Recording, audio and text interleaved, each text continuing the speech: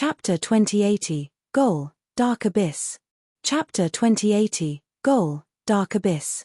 There were naturally calendars in the Azura Road. But these calendars didn't start from the day the Azura Road was created. In fact, a calendar that counted a mind-boggling number like billions of years was a nearly impossible matter. Different areas in the Azura Road had different calendars. Moreover, in history, when a large influence unified a massive territory within the Azura Road, they would often create their own calendar and set the first year as the day they were established. For instance, Divine Void Divine Kingdom and Heaven Union Divine Kingdom both used different calendars. As for the Great Desolate, it used the Great Desolate calendar. This calendar had already been in use for several million years. As the middle-aged man suddenly said the number 1768, Lin Ming thought for a moment and asked, "Do you mean year 121,768? Lin Ming added in 2 more digits, leaving the middle-aged man startled. The middle-aged man immediately guessed that this young man in front of him hadn't come out into the world for a long time, at least several thousand years, thus he asked them to confirm the calendar year for him. Just who was this person? Why would so many evil beings be awed by him and submit to him? These methods were something that not even an Empyrean would possess, right? Had they managed to bump into some 100-million-year-old monster that had been in seclusion all this time? Thinking of this, everyone felt a cold chill crawl down their backs. In particular, that black beam of light just then had clearly emerged from Tragic Death Valley. Could it be that this man had come from Tragic Death Valley? Realizing this possibility, the group was left speechless. The middle-aged man still managed to keep his wits about him. He respectfully replied to Lin Ming, "Yes, Senior." He used the honorific of Senior to refer to Lin Ming, and in truth this honorific wasn't wrong. The only difference was that Lin Ming's age was far from being as high as he imagined. Great Calendar Year 121,768. If so, then, this period of seclusion has already gone on for more than 5,000 years. I thought that I broke into the Empyrean realm 1 or 2,000 years ago, but perhaps it might have been even longer than that. It's just that because I fused the 33 heavenly Tao laws together, time passed too quickly, and in my entranced state I wasn't able to clearly tell how much time I spent in there. 5,000 some years within Tragic Death Valley corresponded to 500 some years in the outside world. According to the information provided by the Good Fortune Saint Sun, over 500 years shouldn't be enough time for the Good Fortune Saint Sovereign to finish his seclusion. But the moment was rapidly approaching. The truth was that even if the Good Fortune Saint Sovereign left seclusion, Lin Ming wasn't afraid. He had Divine Dream helping him. Although Divine Dream couldn't defeat the Good Fortune Saint Sovereign, it shouldn't be a problem for her to protect them and hide them away somewhere. Currently, the Divine Realm was open and connected to other universes. With the wild universe and its convoluted terrain as well as a third universe, humanity had 3 universes they could hide in. To use the phrase that a crafty rabbit has more than 3 burrows and a cunning man has more than 1 backup plan was about right for this situation.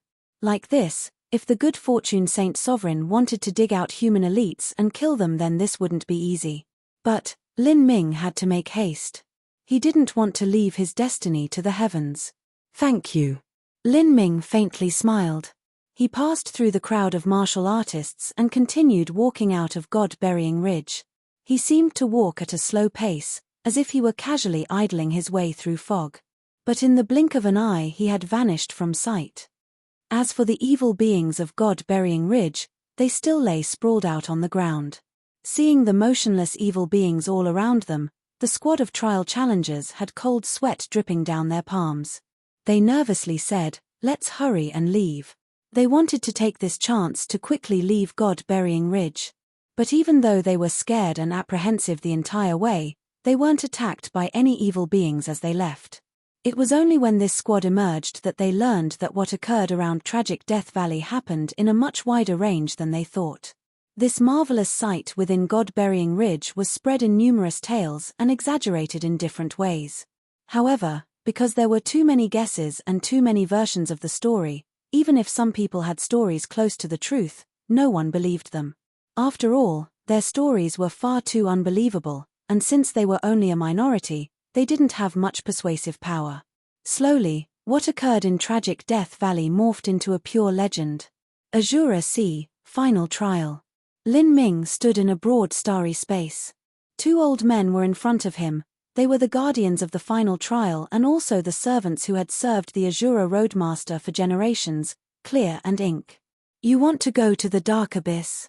Hearing Lin Ming's decision, Clear was bewildered. The Dark Abyss was simply far too dangerous.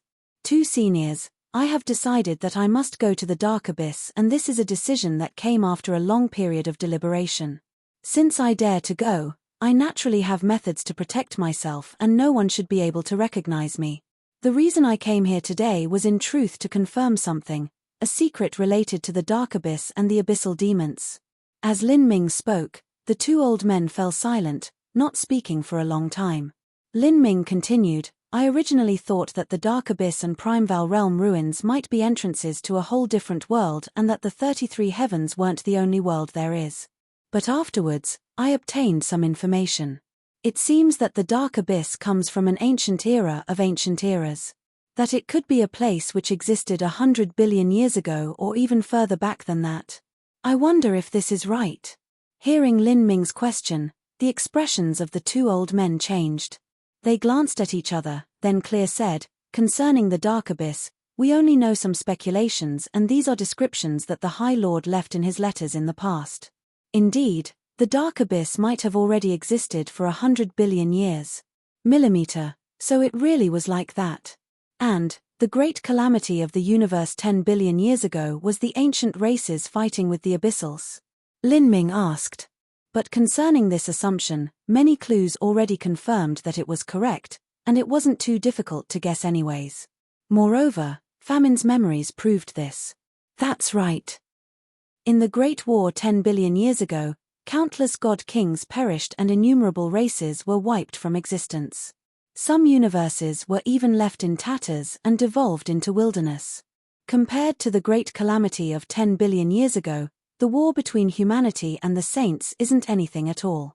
I see. Then, it seems that 100 billion years ago, an even greater calamity erupted in this universe. Compared to it, even the Great War 10 billion years ago between the abyssals and the intelligent life forms of the 33 heavens seems to be a minor matter. Lin Ming suddenly said after a period of contemplation. This was only something he extrapolated from Famine's memories. But because he couldn't be absolutely sure, he asked these two old men. The two old men were stunned, seeming as if they didn't expect Lin Ming to ask such a question. They looked at each other. Then, Clear said, the events of 100 billion years ago are far too distant, so distant that it is horrifying and nearly impossible to discover. The High Lord also managed to extrapolate some speculations. He believed that the Primeval Realm ruins and the Dark Abyss were formed in that great calamity. The High Lord called this great calamity, the Shattering. The Shattering. Lin Ming sucked in a deep breath. In truth, he had already heard the arguments people made against eternal life. To them, eternal life went against the heavenly Tao laws, and the reason for this was that all things in existence had to be born and had to die. Mountains could collapse, rivers could dry up, stars could fall, and even a boundless world would collapse and be destroyed. There was nothing that could withstand the erosion of time. Then what about the 33 heavens? Would there be a day when this world was destroyed? If this were really to occur, then this would be the true horrifyingly great calamity. All order, all rules, all life, nothing would exist anymore. Lin Ming knew that the three divine treasures of the magic cube, purple card, and grand mist spirit bead were possibly seeds of universes. Since a universe could have such a seed, then that implied a universe could be born. And with birth naturally came death. This was cause and effect, the cycle of samsara. At this time, Ink said, the High Lord suspected that the Dark Abyss and Primeval Realm ruins are a piece of the world left behind after the previous 33 heavens underwent the shattering. As for why this part of that world wasn't destroyed along with everything else, that is an unknown. And the abyssal demons are life forms that might have existed 100 billion years ago. They always lived in the Dark Abyss, and the Dark Abyss was originally isolated from the 33 heavens. But because of some unknown reason, the two worlds connected, thus the great calamity of 10 billion years ago erupted. Of course, All of these things are merely guesses that the High Lord made, Ink quietly said. In fact, regardless of what the origins of the abyssals were, there was one thing that no one needed to doubt. That was that the abyssal demons were the mortal enemies of all intelligent life in the 33 heavens. Chapter 2081, Secret of the Black Book. Chapter 2081, Secret of the Black Book. Through speaking with Clear and Ink, Lin Ming was able to verify the memories of famine.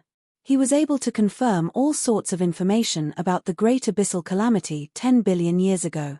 10 billion years ago, the calamity of the 33 heavens had finally been ended by the Eternal Wall. The Azura Roadmaster and Immortal Sovereign joined forces, using their transcendent methods to forge the Eternal Wall and block off the Dark Abyss. After cutting off the source of these abyssals, they proceeded to kill the other ones that remained. Thus ended this great calamity. The Eternal Wall was a barrier that only intelligent life forms of the 33 heavens could pass. As for abyssal demons, they were sealed outside the Eternal Wall. But the Eternal Wall wasn't perfect and impregnable. As the wearing of time passed, many space-time cracks would appear. Some abyssals were able to pass through these space-time cracks and bypass the Eternal Wall. The more powerful an abyssal was, the lower the chances of them passing through these space-time cracks. Like this, even if those abyssals that passed through the cracks possessed a peak Empyrean level strength, they still wouldn't be able to harm the 33 heavens to any large degree. But history was never without accidents. Billions of years ago, an incomparably terrifying abyssal demon somehow managed to pass through the Eternal Wall, bringing down a catastrophe unto all races of the 33 heavens. This catastrophe even continued until now. This abyssal was famine. As for how famine was able to pass through the Eternal Wall, Lin Ming wasn't able to find this out from famine's soul. Many of famine's memories should have been kept in its main body, and some parts were also sealed away. Lin Ming continued to explore famine's memories. Within the starry space he sat in the void. At this time, an ancient pitch-black book floated before him. This black book was left behind by Imperial Prince Shishan.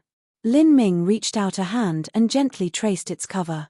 Strange abyssal runes lit up, like the eyes of an abyssal demon flashing in the dark of night. After absorbing a massive amount of famine's memories and furthering his understanding of the abyssal laws, Lin Ming was now able to open the black book. He silently flipped open the cover. The thick black cover seemed to be sealed by some force field, making it incomparably heavy. This was not the first time he had opened this mysterious ancient book. But each time he did, he discovered new things. The reason was that these abyssal texts were too difficult to understand. Trying to decipher them with the limited fragments of information he had wasn't easy at all. The source of darkness, the abyssal ritual. Lin Ming read these words out loud and fell into a long period of contemplation. In front of him, the black book shimmered with a mystical light, like the book of fate in the hands of the king of hell. Lin Ming had already determined that this black book wasn't some rare cultivation method manual, nor was it some ancient secret technique, and it definitely wasn't a true divinity spirit treasure. It was a book of abyssal rituals, and what was written inside were all texts of abyssal rites, texts that contained profound symbolic meanings. These recitations of abyssal rites were completely unrelated to cultivation. They weren't able to directly enhance a martial artist's strength, but their value was still extraordinary. Within the ranks of the abyssals, there were 6 super abyssals similar to famine. When they were at their peak strength, they were situated somewhere between peak true divinity and beyond divinity. They were existences only inferior to the Azura Roadmaster. They were the totems of the countless devils in the dark abyss, incredibly horrifying existences. Underneath the command of each of these super abyssals was an influence of their own lineage.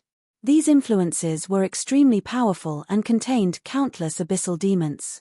Many of these abyssals were comparable to middle true divinity realm or even upper true divinity realm characters. If it were 10 billion years ago and each one of these influences turned out in full strength, then they would be able to easily overwhelm the current 33 heavens, destroying all life within the universe. Compared to these super influences, even the good fortune Saint Palace wasn't anything at all. However, in the Great Calamity 10 billion years ago, the ancient races also inflicted heavy losses on the Dark Abyss. The 6 great influences were the main forces of the war effort against the 33 heavens, and they had suffered the greatest losses. Even many of the 6 great abyssals died, and the forces beneath them nearly fell apart. Of these 6 great influences, each lineage possessed such a black book. The 6 black books were ceremonial rites, and the ceremony they were related to was concerned with the deepest and most mysterious place of the dark abyss, the demon god's tomb. The demon god's tomb was the foundation of the dark abyss and also the most enigmatic place in the dark abyss. Lin Ming originally wanted to find out more information about this demon god's tomb, but there wasn't much within Famine's soul. If this information was kept in Famine's main body, then there was nothing he could do to look for it. Of the 6 great influences, Lin Ming's black book belonged to the one named Aeon. Just like Famine, Aeon was the name of the super abyssal that led one of these great influences. When Aeon was at its peak strength, it was equal to Famine. To hold the black book was tantamount to Aeon being personally present. But Aeon's true self had died in that great war 10 billion years ago. Lin Ming now suspected that when he entered the Azura Road's final trial for the second time and wrested away the demon relic from the good fortune Saint Sun's hands, this had been from a super abyssal that was killed by the Azura Road Master. If it had truly been a super abyssal as horrifying as Famine, then it was naturally impossible for it to leave behind such a small relic. Lin Ming guessed that the abyssal's main body had been used by the Azura Road Master for other purposes, and the demon relic left behind was only a tiny portion of that super abyssal's essence. After finding explanations for all these questions, Lin Ming slowly closed the black book. He stood up and flew towards the entrance of the final trial. "You are leaving?" Clear and ink appeared behind Lin Ming. Lin Ming nodded. "Yes." "Very well." Seeing Lin Ming's decisive appearance, Clear and ink no longer said anything. On this day, Lin Ming left the Azura Road. He entered the Saint Convocation Heaven from the Divine Realm, and then flew straight towards the Primeval Realm ruins. As early as his life or death battle with the good fortune Saint Sun, Lin Ming had already heard news about the Primeval Realm ruins. This was an incomparably broad land that existed independently from the 33 heavens. Countless lucky chances and treasures were buried here. A great reason why the saints were able to accumulate so much strength was highly related to the Primeval Realm ruins. And today, Lin Ming finally came to this land. Taking a broad look out, this was a dead and listless world. The skies were shrouded in grey as if an eternal dusk had settled upon this land. There was an inexplicable divine pressure like the pall of hell covering this world, making one feel almost suffocated. Of course, this sort of deathly aura and pressure couldn't affect Lin Ming at all. But if a low-level martial artist were to come here, perhaps they might not even be able to take a single step forwards no matter how hard they tried. Lin Ming galvanized the strength within his inner world. The power of yin and yang wove together with the endless power of laws, forming sparkling divine runes. Like rainbow-hued marks being carved into space, they emitted infinite light that shattered this deathly aura. Lin Ming walked forwards one step at a time. Along the way, he saw bleached bones all around him. There were many bones, most of them decayed. Shattered bones littered the ground, covered in the mottled traces of endless years. The reason for these marks to appear was because of the thick deathly aura that covered this land. This sort of deathly aura was able to draw out all life force. If one's blood vitality was unstable and they walked through this land, then they would soon turn into a dried corpse. As for the speed at which their corpse decayed, it would be astonishingly fast. This really is a nearly dead world. Lin Ming recalled Famine's memories. He pondered for a moment. Because if a world died, all life within would gradually break down and come to an end. This was the shattering that the Azura Road Master spoke of. But according to his intuition, with this world having reached such a degree of decay, it should have long since been destroyed. But why had it continued to exist until now? Somehow, somewhere, could there be some laws supporting it so that not even the shattering was able to destroy this world? Lin Ming walked through this land, tasting the law fragments left behind by the endless years. This sort of silent aura faintly resonated with the death laws in his body. Death was silence. When a person died, they would return to dust. When a universe died, it would be annihilated into nothingness. In the end, all things in existence only left behind one thing in the end, that was nothing. On the distant horizon, one could see collapsed temples. Mountains of divine stone were piled up together. It was easy to imagine just how grand and magnificent they were in the past. There were many of these great temples, but not a single one was complete.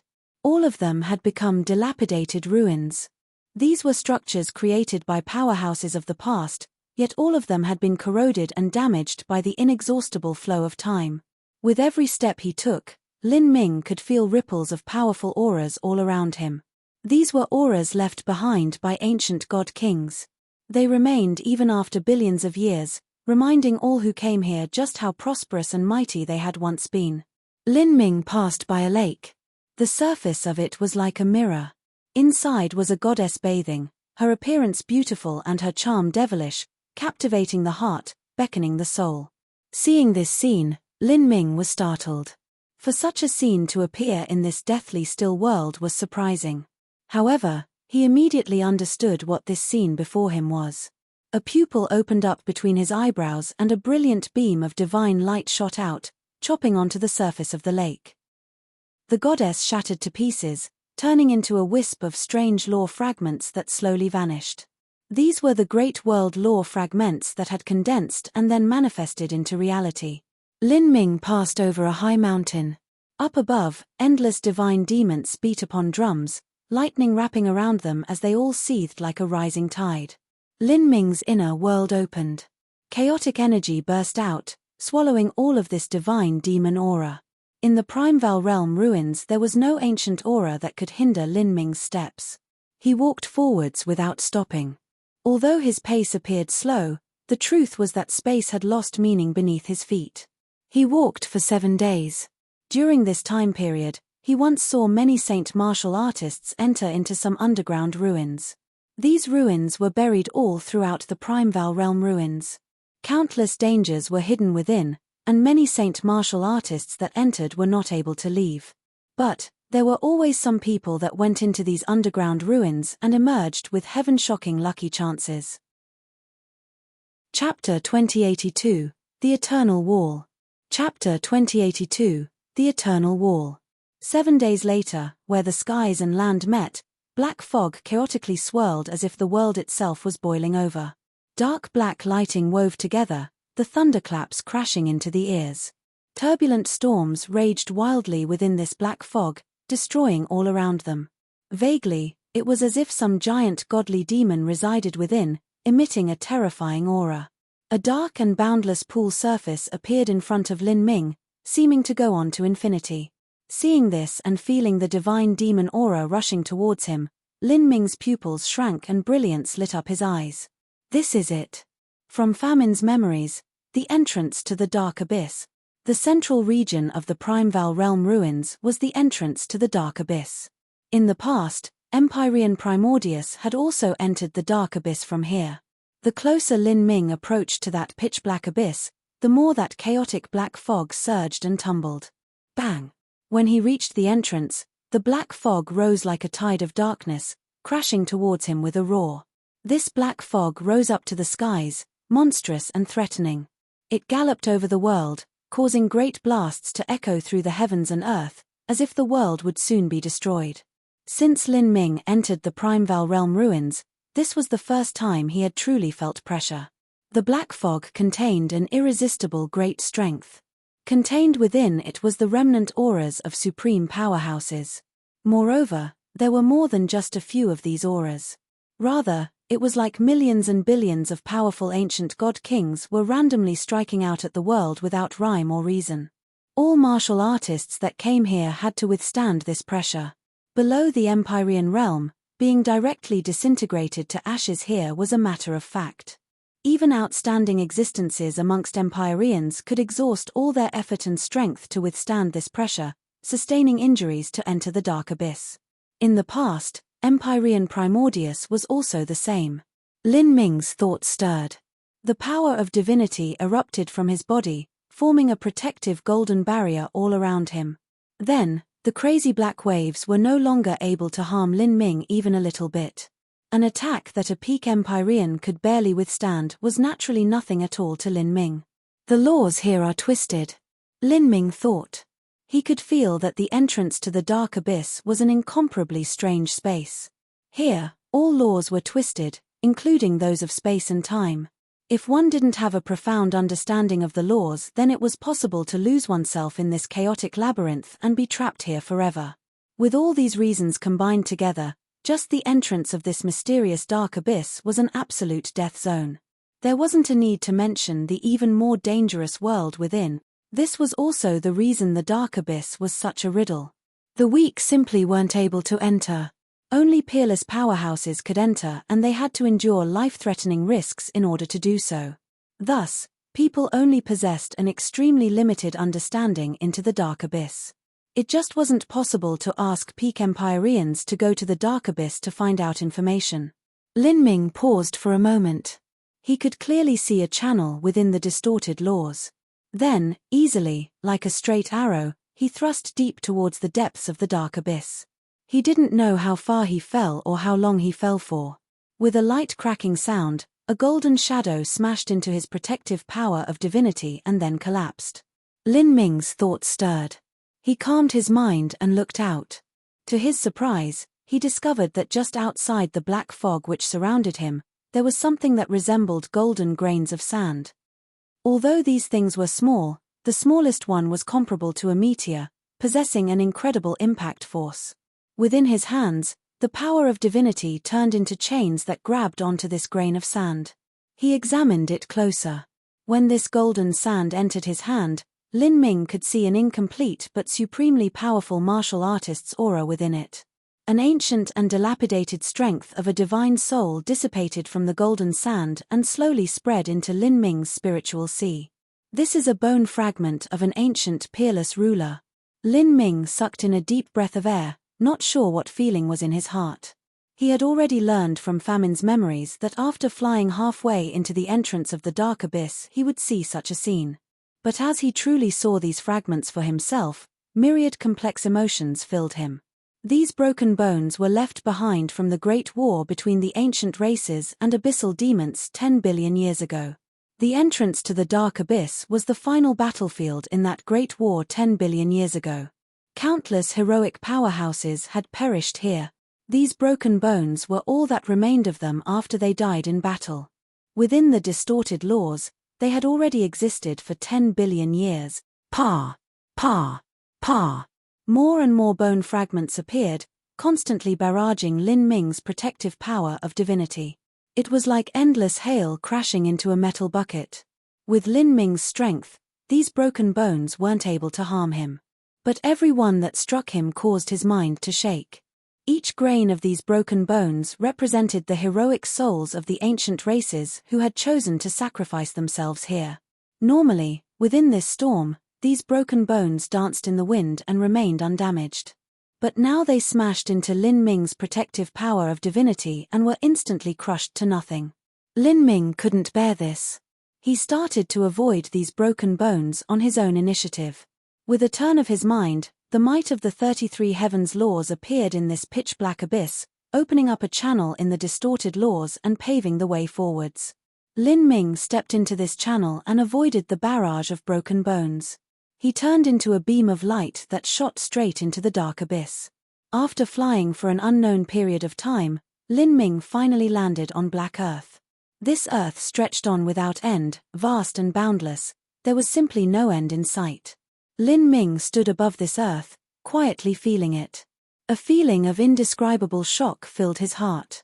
In truth, this land beneath him was no land at all, but something created by the joint efforts of the Azura Road and immortal sovereign, the Eternal Wall.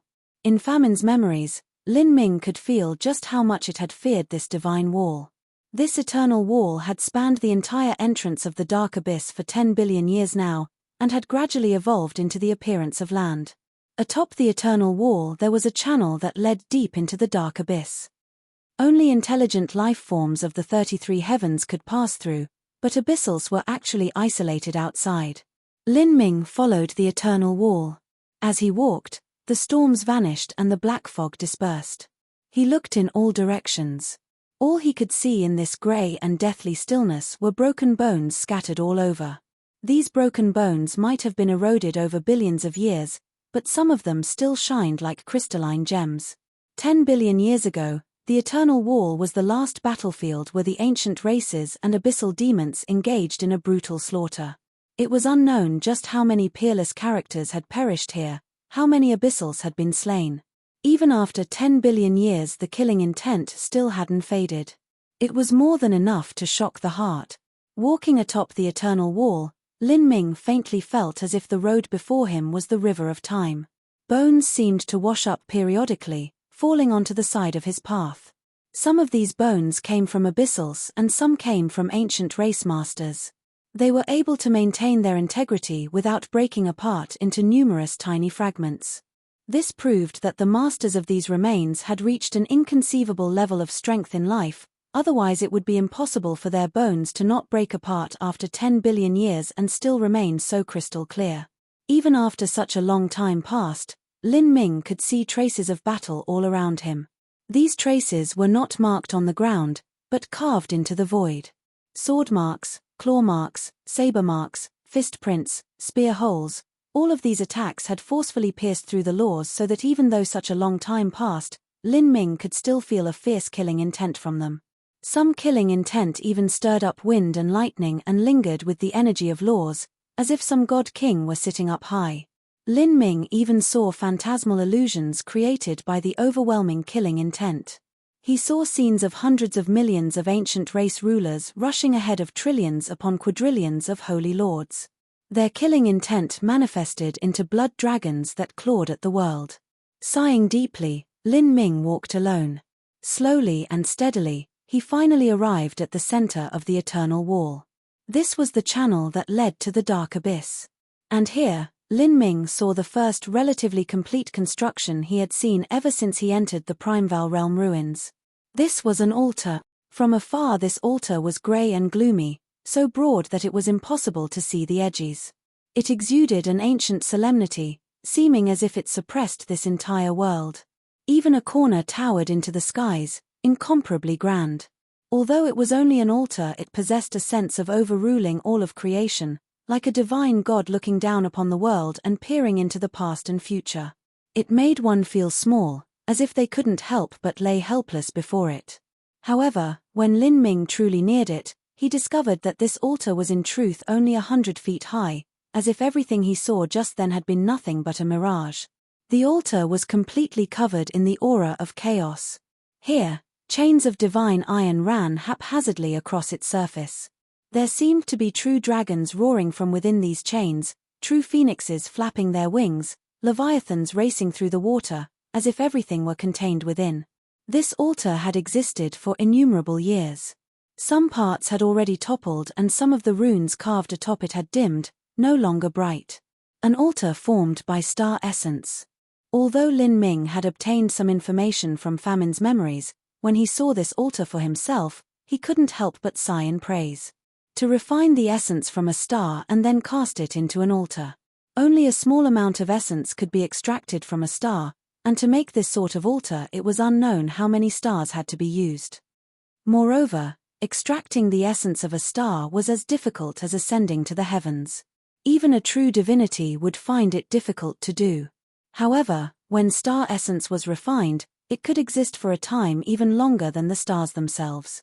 It could last for billions of years without fading, immortal and eternal. Lin Ming's eyes skimmed over the altar and looked within it. A bronze temple was erected at the middle of the altar. It was incomparably ancient, with rust overlapping it like scales. Many areas had hollows. These were fist marks, sword marks, saber marks. In the depth of this temple, Lin Ming saw a skeleton. This skeleton was different from those scattered outside. This one was entirely complete and shimmered like carved crystal. Like a piece of art made of the finest jade, there wasn't a single flaw in it. This skeleton was stood in a standing position. Its hands were pressed together, its 10 fingers grasping each other, placed against its chest, as if it were praying. It was hard to imagine that such a skeleton could maintain such form without collapsing over such a long time. Seeing this skeleton, Lin Ming was shocked. Who Just whose skeleton was this? Why was it preserved in such a complete state? Chapter 2083, Bones of Crystal. Chapter 2083, Bones of Crystal. Walking here, Lin Ming had seen countless skeletons that had been broken into pieces and scattered all over the Eternal Wall. There were also the bone fragments that drifted in the storm, and all of these fragments originated from peerless powerhouses. But, without exception, all of them were decayed and broken. With a horrifying passage of 10 billion years in addition to the violent energy within the storm, it was impossible for a skeleton to remain fully intact. But, this skeleton before him was an exception. Who was it? All sorts of thoughts and shadows of people flashed through Lin Ming's mind. If this skeleton didn't come from 10 billion years ago but came from someone who had appeared hundreds of millions ago instead, then it was understandable for it to be this complete. However, as Lin Ming probed, he discovered that his guess was wrong. This skeleton had in truth already fused together with the altar. It was a part of the altar, a peerless great array heart. Moreover, this altar had been forged from star essence and was undoubtedly left behind from 10 billion years ago. Star essence could remain without decaying after 10 billion years. If so, then this skeleton had been cast into the altar 10 billion years ago, and this was the reason it had been preserved intact all this time. Just this period of time alone caused Lin Ming to remove most of the figures that flashed in his mind. This skeleton must have come from someone who reached an unbelievably high boundary in the past. They might even have approached the realm beyond divinity, otherwise it would have been impossible for his skeleton to remain so complete. But why was it left here for 10 billion years instead of being entombed? Lin Ming fell silent. In fact, it wasn't just this skeleton that was before him. Broken bones were scattered all over the Eternal Wall, and these bones all came from peerless characters 10 billion years ago who perished in the Great Calamity. In that Great War, although the 33 heavens had finally achieved victory, the ancient races had to pay a deep price to do so. However, what left Lin Ming puzzled was that there must have been survivors amongst the ancient races, so how come these survivors didn't bury the ancient powerhouses? How come they left them on this ancient battlefield and even in such a preserved state? Even mortals hoped to be buried after their death. As for peerless martial arts powerhouses, after dying they hoped to leave behind a tomb and their inheritance. In the world of martial arts, this had already become custom. This was all so that one's inheritance wouldn't be cut off and one's remains could be worshipped in peace. Lin Ming deeply sighed, a strange sorrow stirring in his mind. So many powerhouses had died and their remains had been scattered all over the abyss, their bones dancing in the storm. Just how pitiful a fate was this? Standing in front of this altar, Lin Ming quietly paid tribute to these heroes.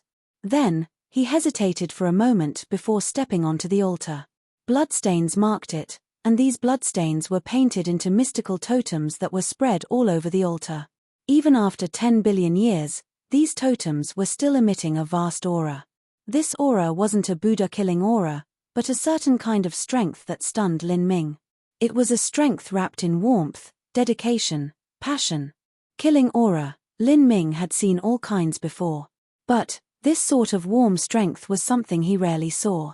Lin Ming gently reached out a hand to trace these marks. Even though he had become considerably strong, feeling this blood left his heart racing with awe. It was hard to imagine just what cultivation the people who left behind these bloodstains had. Lin Ming slightly hesitated, then, he stepped onto these bloodstain totems. The moment he stepped onto the totems, he felt a strange strength skim over him. In that moment, his entire body seemed to become transparent, and a part of his body was locked down by this strength. Then, killing intent erupted. This killing intent was what a mortal felt when facing a ravenous tiger. Lin Ming was startled. He suddenly held his breath. This is... Lin Ming remained motionless, silently revolving the energy in his body to the limit to deal with any possible dangers. However, as he revolved his energy, the killing intent became increasingly terrifying, as if this entire altar instantly turned into an ominous and hellish wasteland. As for that universal love, devotion, and warmth he felt, all of it turned into overwhelming hatred. Lin Ming didn't doubt that once this killing intent erupted it would create a massive attack against him. This aura was mind-bogglingly strong, as if he were facing the will of all the ancient god kings who had perished on the battlefield. Facing such a will, it was possible he would instantly turn to ash. In this life or death moment, a light lit up in Lin Ming's mind. He accelerated the revolution of the power of divinity within his body to cover the power of demons in numerous layers. Meanwhile, he revolved his blood vitality to seal away the demon essence bloodline within him. Then, Lin Ming felt the killing intent locking onto him suddenly become much paler. Layers of strength swept over his body once more, seeming to distinguish what was within him and hesitating at the same time. Slowly, this strength hid away and the killing intent also vanished, everything returning to its previous state. The aura that shrouded the entire altar returned to that of universal love, devotion, and warmth once more. Soaked within, Lin Ming felt total relaxation and tranquility. Lin Ming let out a long breath. What happened just now left his palms wet with sweat. He faintly guessed that the strength which swept over him just now was aimed at abyssals. The power of demons within his body had stirred up the great array formation of the altar. But, the array formation had finally determined his identity, thus it had subsided. If an abyssal were to come here, they would be instantly slain. Understanding this, Lin Ming probed the ancient altar with his divine sense once more. Recalling the incomplete memory fragments of famine, Lin Ming gradually understood what occurred. This ancient altar suppressed the array eye of the eternal wall, stabilizing it. And, as a vital location of the eternal wall, this altar was protected with layers upon layers of protections. Abyssals were simply unable to approach this area. Otherwise, if this altar were to be destroyed, then the eternal wall would also be in danger of collapsing. If that occurred, then the consequences would be unthinkable. Not to mention anything else, just the skeleton of this peerless powerhouse before him was a priceless treasure. Even after 10 billion years it managed to remain like glittering crystal. Even when compared to a true divinity spirit treasure, it was much more precious. This skeleton naturally had to be protected by the array formation. This skeleton, could it have been left behind by Immortal Sovereign? This idea popped into Lin Ming's mind. He recalled peerless powerhouses that existed 10 billion years and thought of the Azura Roadmaster and Immortal Sovereign. But from what Clear and Ink said, the Azura Roadmaster was still alive. Then, this skeleton might be from the Immortal Sovereign. Lin Ming slowly stepped towards the skeleton. A skeleton would inevitably exude a gloomy and dreadful feeling. But to a martial artist this sort of feeling wasn't worth mentioning at all. Still, no matter how a skeleton was, it wasn't something that would give off an aesthetic sense. But, this skeleton was different. It was beautiful and flawless. Every inch of bone flowed with a faint brilliance, as if a curtain of moonlight was draped over it like liquid mercury. The 10 fingers were held together in devoted prayer, like an angel. This was a divine skeleton, like the most perfect art that existed between the heavens and earth. Lin Ming was silent for a moment. He carefully spread out his sense to touch this divine skeleton. At first he was cautious, fearing that he would disturb the eternal slumber of this peerless powerhouse, and also because he feared that his spiritual sea would suffer a backlash from touching the divine bone. Such a peerless character was sure to have been far stronger than he was, and if they left behind some remnant will or array formation, then it was possible he could end up injuring his spiritual sea. However, up until Lin Ming's sense reached the point between the skull's eyes, he didn't perceive any hostility at all. Although Lin Ming had absorbed demon essence, he hadn't turned into an abyssal. The power of demons was only used by him and didn't change the essence of his life. On this, he was completely different from Empyrean Primordius. Thus when Lin Ming suppressed the demon power in his body, all the array formations on the altar had quieted down. Finally this allowed Lin Ming's soul force to touch the divine skeleton without any hindrance. In that moment when Lin Ming probed the skull of the divine skeleton, he could feel a wisp of soul aura from the divine skeleton's owner. It was formidable, mysterious, yet soft and pure. Such a soft and pure soul didn't seem like it could be from a man, but from a woman instead. Woman? Lin Ming was startled. And at this time, there was a light whistling sound as soul fires ignited in the 2 eye sockets of this divine skeleton. The 2 soul fires within the eye sockets were of different colors. The soul fires in the right eye were pure black and the soul fires in the left eye were blue. The pure black soul fires were like the underworld, somber and terrifying. The blue soul fires were like a hidden paradise, filled with vibrant life. Life and death samsara laws? Lin Ming's heart shook. These two soul fires symbolized the highest laws of the Holy Scripture's bodily universe. Lin Ming gazed at these two soul fires in a trance. Then, the light flowing upon the divine skeleton quickened and brightened. This brilliance gradually condensed into it and formed small dots of light that spread all over the skeleton. These dots of light were as small as grains of sand, stretching all over the divine skeleton. As they connected together, it seemed as if the entire divine skeleton was burning in the glow of a fire, becoming increasingly crystalline. The average person wouldn't be able to determine just what significance these dots of light held. However, what sort of eyesight did Lin Ming possess? As he saw these dots flash and shimmer, his eyes brightened with them. Just what were these dots of light? These were clearly tight gatherings of law runes. These runes were far too small, thus they only seemed to appear like dots of light. They were like tiny Buddhist scriptures, overlapping again and again with countless numbers stacked on top of each other. When ancient peerless powerhouses cultivated laws, these laws would eventually turn into runes that were carved into their flesh and blood and even their skeletons. This was the same for Lin Ming. After going through 2 heavenly tribulations with his 9 fall and Empyrean breakthroughs, countless law runes were fused into his body. However, in truth, these law runes wouldn't be preserved forever. As a powerhouse died and time passed, these law runes would slowly fade away from their body. There were also peerless powerhouses that were unwilling to have their bones be perceived by others. Upon their death, they would disperse their flesh and blood and bones, scattering away all the law runes they possessed. A marvelous sight was occurring in front of Lin Ming. Law runes were appearing on this skeleton that came from 10 billion years ago. It was simply inconceivable. However, what happened next left him even more astonished. Lin Ming stared at the point between the divine skeleton's eyes. There, a diagram appeared, one that caused storms to stir up within Lin Ming's heart. Chapter 2084, Identity of the Divine Skeleton. Chapter 2084, Identity of the Divine Skeleton. Between the eyebrows of the crystal divine skeleton, flower petals of light appeared. These petals were like dots of cinnabar. As they formed, they gathered around a center, forming a strange flower. There were 9 flower petals in total. Each one seemed to condense the most beautiful sights in the world, causing one's mind to fall into reverie. As this deep red flower reflected in Lin Ming's pupils, he stood there transfixed for a long time. A long time ago, 7,000 years in the past, almost 12,000 years when he counted his time in tragic Death Valley, Lin Ming had entered the primal god race's Azura forbidden zone. In his trial within the cold ice mirror, he had once seen a peerless woman dressed in black.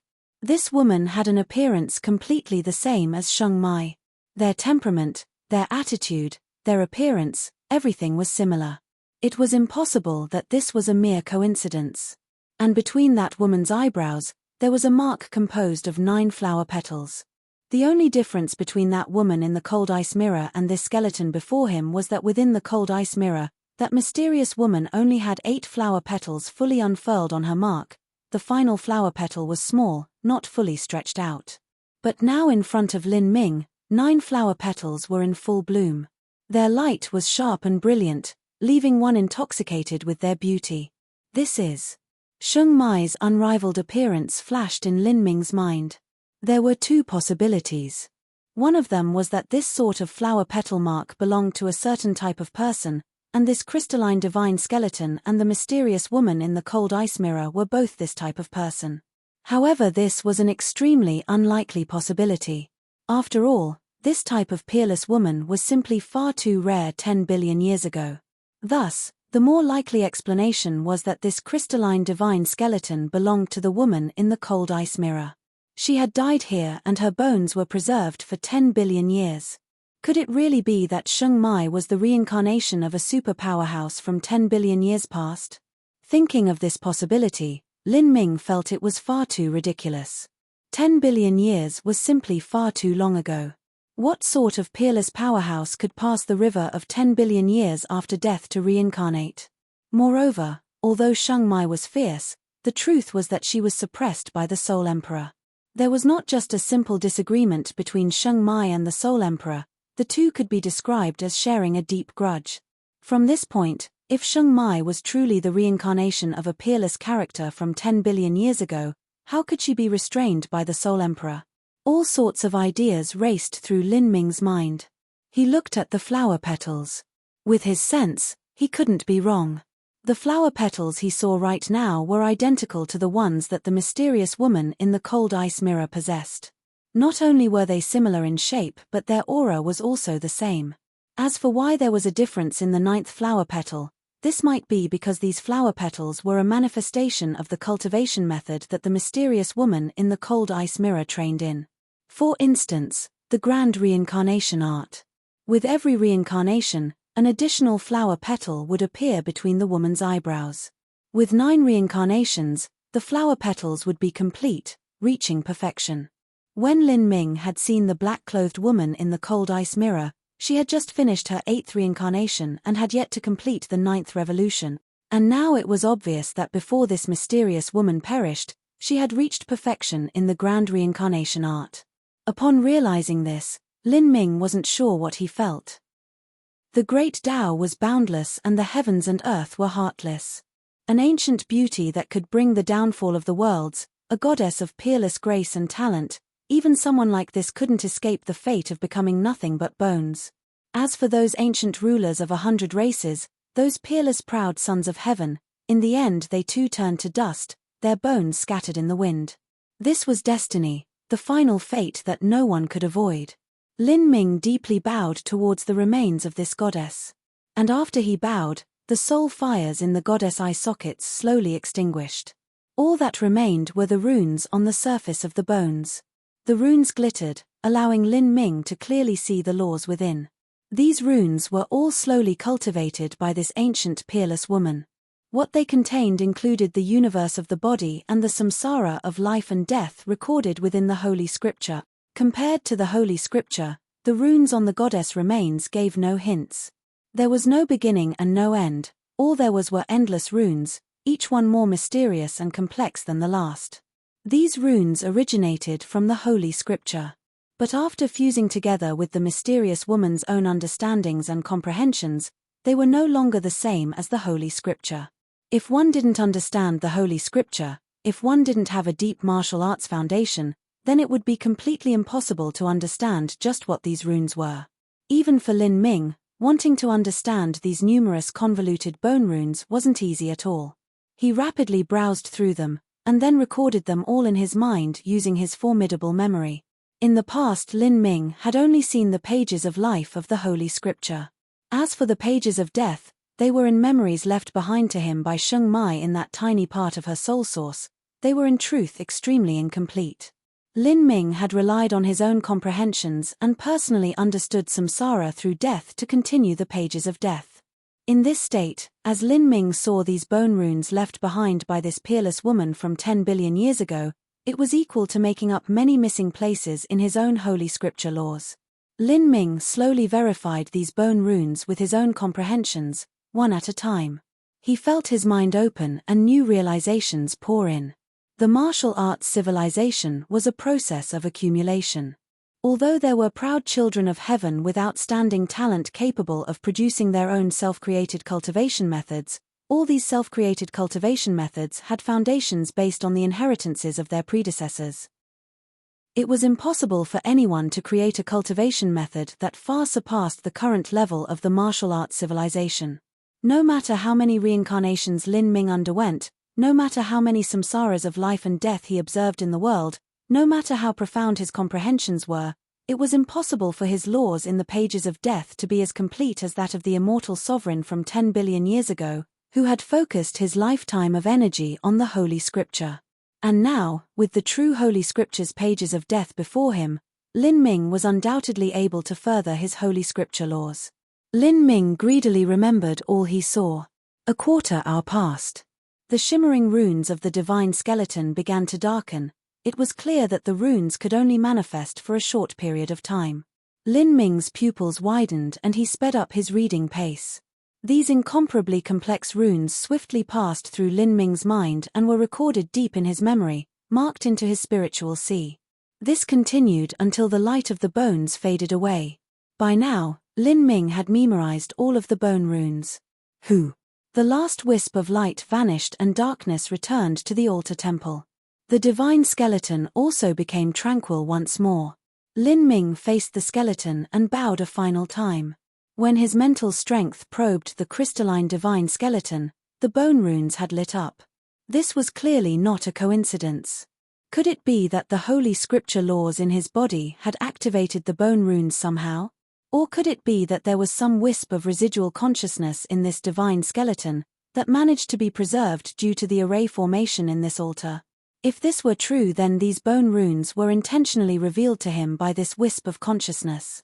As Lin Ming thought of this, he became increasingly puzzled and uncertain as to the events of the Great Calamity 10 billion years ago. Just what connection did this mysterious woman who looked like Sheng Mai have with the immortal sovereign? The cultivation method came from the same lineage, the Holy Scripture laws. It was clear that they were closely related to each other, and at the time when Lin Ming entered the Azura Forbidden Zone's cold ice mirror, the hostility that the mysterious woman showed to the lineage of the Azura Road Master proved this point. He didn't know what level of strength this mysterious woman reached. Even if she hadn't stepped beyond divinity, she was likely extremely close. Could this mysterious person be the same as immortal sovereign? As soon as Lin Ming thought of this, he shook his head. In the planet-sized heavenly palace and the galactic battlefield in the Akashic Dream universe, he had seen the phantom left behind by immortal sovereign more than once. He had obviously been a man, completely different from this mysterious woman. But for this mysterious woman to be immortal sovereign's relative, such as his daughter or little sister, just didn't seem too likely. It was true that a family with an outstanding bloodline would have a higher chance of producing powerhouses, but to produce two people who neared or stepped beyond divinity, this was a bit too exaggerated. Lin Ming didn't understand any of this, nor did he spend more time thinking about it. At this time, he spread his sense outwards into the bronze temple. Within it was a slowly spinning purple vortex. This purple vortex was a part of the eternal wall and also the channel leading from the eternal wall to the dark abyss. After passing through this purple vortex, what awaited underneath was the dark abyss. In the abyss there were endless numbers of abyssal demons, and this purple vortex was a channel that only intelligent life forms of the 33 heavens could pass. In addition to the killing array of the Dark Altar, with these two insurances, there would be no abyssals that dared to come here to die. Lin Ming let out a deep breath. Then, he leapt into the purple vortex. Chapter 2085, Dark Abyss. Chapter 2085, Dark Abyss. The moment Lin Ming passed through the eternal wall, he felt as if he were swimming through a river of time that flowed on for billions upon billions of years. He didn't know how much time passed, perhaps thousands of years, perhaps just a mere instant, but during this time all sorts of chaotic scenes raced through his mind. Then, he suddenly arrived on a black land. This land was incomparably desolate. Everywhere he looked there were bare rocks that stretched out to infinity. Floating above this land, he could feel a deep and heavy permanence. 9 suns hung high in the skies. Without exception, each one of these 9 suns was blood red, and the sunlight they emitted caused one's blood vitality to faintly resonate with it. This is the abyss. Lin Ming took a deep breath. The air here was burning hot and carried with it the faint smell of blood. This sort of air could subtly affect a person's mind, slowly turning them violent and crazy. Lin Ming felt his surroundings. Then, his figure flickered and he flew to a distant black mountain. Hiding in this remote mountain, Lin Ming's body started to change. His joints emitted crackling explosive sounds. Layers of scales and bone armor appeared on him and his limbs became thicker and more stout. Hideous bone spikes jutted out from his elbows, and curved horns grew out of his head. On his back, a fearsome tail extended downwards. His eyes turned blood red and his aura became vicious and dangerous. He had completely taken the appearance of an abyssal demon, and not just that, but layers of demon power covered him, forming a faint black mist around him. At this moment, Lin Ming had thoroughly become an abyssal. After cultivating the 9 stars of the Dao Palace to the 6th star and absorbing all sorts of top-quality bloodlines, Lin Ming had already gained the ability to easily manipulate his bones and muscles, allowing him to transfigure his appearance however he wished. In the past, Lin Ming had absorbed the essence of Famine's flesh and blood. Not just that, but in the Azura Road's final trial he had also absorbed the demon relic, and during the process there was a period of time where his body had taken the appearance of an abyssal. The power of demons and the demon bloodline had tried to invade Lin Ming's body and possess him, but in the end he had subdued and digested it. Now, Lin Ming could branch out this strength to easily manifest the aura of an abyssal. His essence was that of a human, but if he were to disguise himself as an abyssal, then with his true divinity level strength it would be difficult for any abyssal to see through him. This was because Lin Ming had absorbed the essence of Famine and also the demon relic. Since each of them was one of the 6 great totem rank abyssals, their abyssal bloodlines could not be any more pure.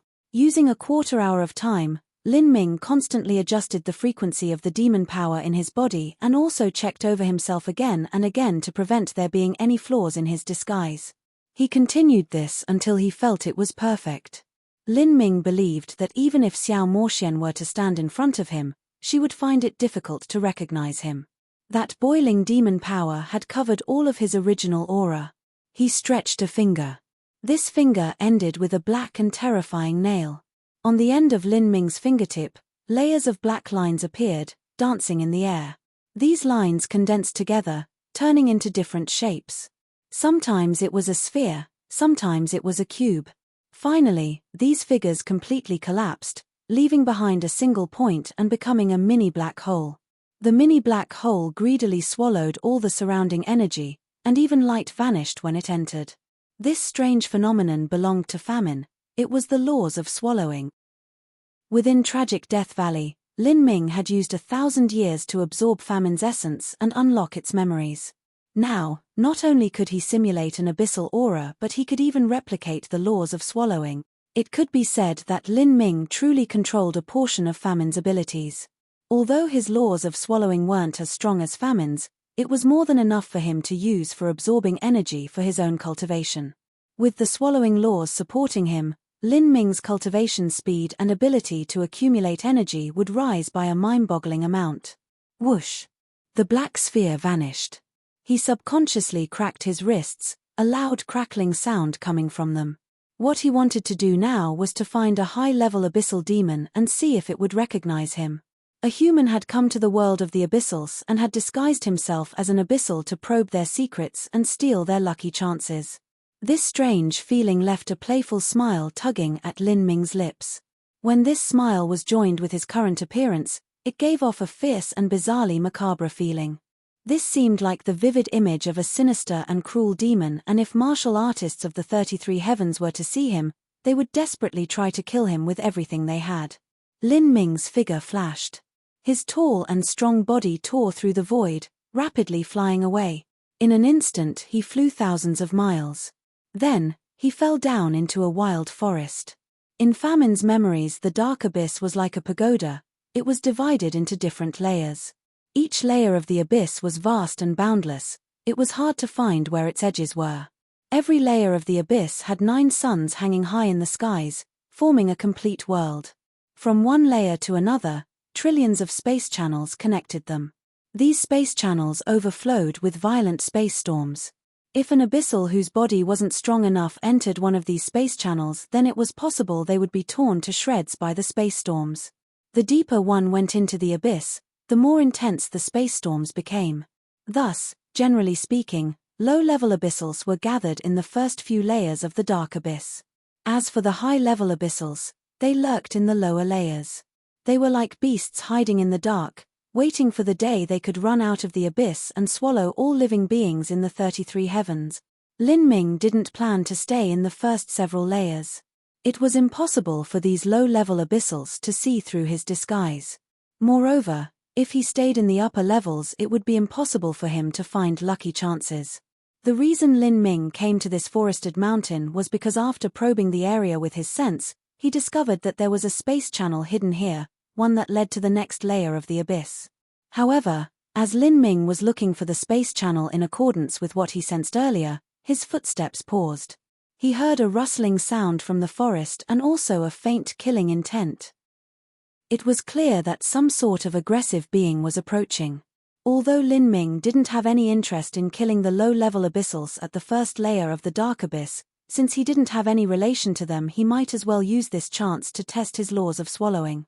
Lin Ming stood still, waiting for the abyssal to approach. Or, perhaps there was more than one, because there were 4 or 5 dangerous auras locked onto him.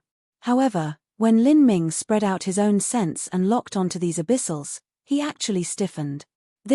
Just what was this? Lin Ming looked at a corner of the wild forest with disbelief thick on his face. He subconsciously gripped his fists. Shua! Shua! The bushes of the wild forest were separated, and a few aggressive beings with fierce and distorted expressions emerged from the shadows. Seeing these beings, Lin Ming sucked in a breath of cold air. He would never have dreamed that after arriving at the dark abyss, the first attack against him would not be from abyssals, but by humans of the 33 heavens. No, these weren't humans, but some sort of ancient race that possessed a shape and appearance similar to that of humans. However, from their distorted complexions and fierce features, their curved knees and spines and their arms that nearly hung to the ground, Lin Ming could clearly feel that these beings in front of him were not the usually seen intelligent life forms of the 33 heavens, but some sort of primitive and savage being without much intelligence of their own. There were 5 people, 4 men and 1 woman, all of them stark naked. Their limbs brushed against the ground and bloodthirsty hope filled their eyes. These were eyes that only wild beasts would have. The ancient raceman in the lead emitted a deep and bass roar. He opened his mouth, revealing fangs like those of a blood-sucking vampire. It was clear that this ancient raceman considered Lin Ming an enemy, and even food. How could this be? Lin Ming found this situation hard to accept. And at this time, the ancient raceman roared and led the several people behind him to rush towards Lin Ming. Their movements were like those of vicious beasts, but to Lin Ming, who had reached a true divinity level of strength, they were nothing but slow and clumsy, unable to harm him at all. As long as Lin Ming wished it, then the heads of these 5 wild ancient race savages would fall to the ground. However, Lin Ming's mind was in a mess and he simply didn't want to kill these savages.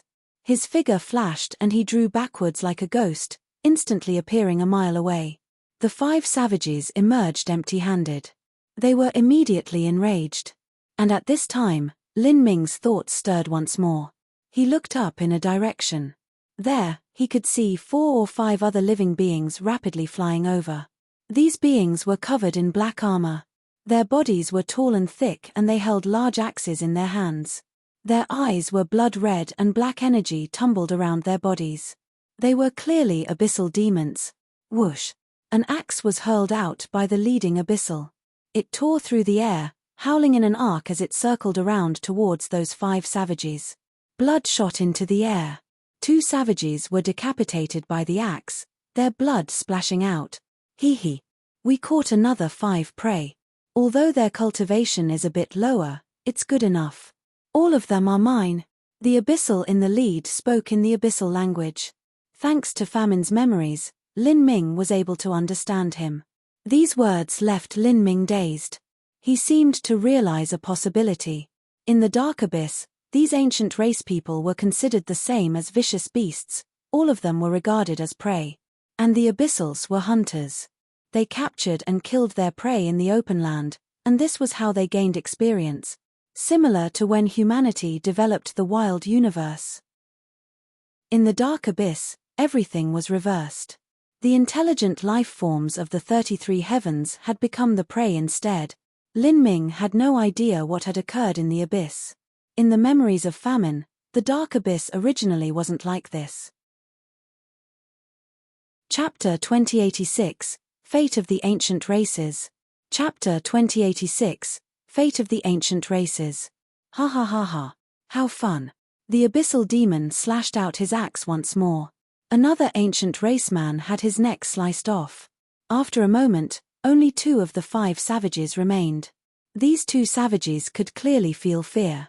They began to run in different directions, but how could the abyssal demon chasing them let them go? The abyssal demon hurled 2 axes, each flying in a different direction and aimed at the back of an ancient race savage. With the abyssal demon's strength, accomplishing this was easy. However, just as those 2 savages were about to die, the axes seemed to strike upon some sort of invisible energy wall. With 2 loud cracking sounds, the axes fell to the ground. Taking advantage of this moment, the 2 savages wildly fled deep into the forest. What? The abyssal demon that shot out the axes was stunned. Then, he frowned, his complexion darkening. He slowly turned to Lin Ming, derisively sneering as he said, "Are you the one that blocked me?" Lin Ming was silent. Killing intent erupted from the abyssal demon.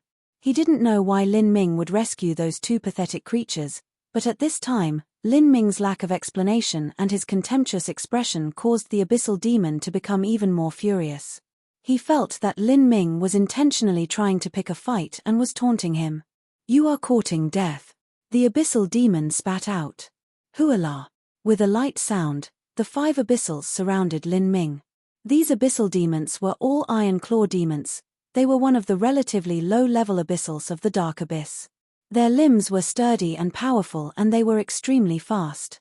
Their claws could freely extend in and out of their bodies and were also sinisterly sharp. At this time, the head abyssal demon no longer used axes. Rather, from between the spaces of his fingers, 3-foot-long claws suddenly popped out. These claws were like icy cold sabers. If an iron claw demon could cultivate to the level of an Empyrean, their claws would be equal to an Empyrean spirit treasure. An iron claw demon that used their claws could display their greatest combat strength. "Kill him!" One of the iron claw demons shouted out loud. However, the head of the iron claw demons waved his hand, motioning for the others not to act rashly. The abyssal demon squinted his eyes and looked Lin Ming up and down, a cold light flashing in his eyes. The abyssal demon was motionless and his followers didn't move either. The head iron claw demon stared at Lin Ming for a full 10 breaths of time. Then, he stretched out his tongue and lightly licked his claws. "Royalty?" the iron claw demon asked Lin Ming. As this question fell into the ears of the other iron claw demons, all of them were startled. From within Lin Ming's body, this iron claw demon was able to feel a pure demon bloodline. The aura of this kind of demon bloodline would only appear in the bodies of high-rank abyssals. Now, the feeling that Lin Ming exuded was like that of a royal abyssal. This was no minor matter. Royal abyssals possessed an extraordinary and lofty status. To kill them for no reason was a capital crime. Moreover, generally speaking, royal abyssals weren't weak. Wanting to kill one wouldn't be easy at all. But even so, there were numerous royal abyssals slaughtered every year. The reason for this was that abyssals could devour each other. If an abyssal demon swallowed a royal abyssal, they could obtain a part of that royal abyssal's bloodline, improving their own body and greatly enhancing their strength. The abyssals were a ruthless and tyrannical race. There was often slaughter within their own race, and in this sort of endless slaughter the abyssals would constantly evolve and transform. Now, facing Lin Ming, this iron claw demon fell into a conundrum. On one hand, he wanted to kill Lin Ming and steal away his royal bloodline. But on the other hand, he feared Lin Ming's strength. He didn't know Lin Ming's background either. If he rashly acted and kicked an iron sheet, then that would be stupid of him. The several iron claw demons rapidly spoke with sound transmissions. The opportunity was placed right in front of their eyes and they didn't want to let it go, but they didn't think this was safe either. As the iron claw demons discussed the situation amongst themselves, Lin Ming casually lifted his hand. The several abyssals were startled. They didn't know just what Lin Ming was doing. All they saw was Lin Ming simply cut a finger through the air, and then their eyes blurred as the world turned upside down. Puff, puff, puff.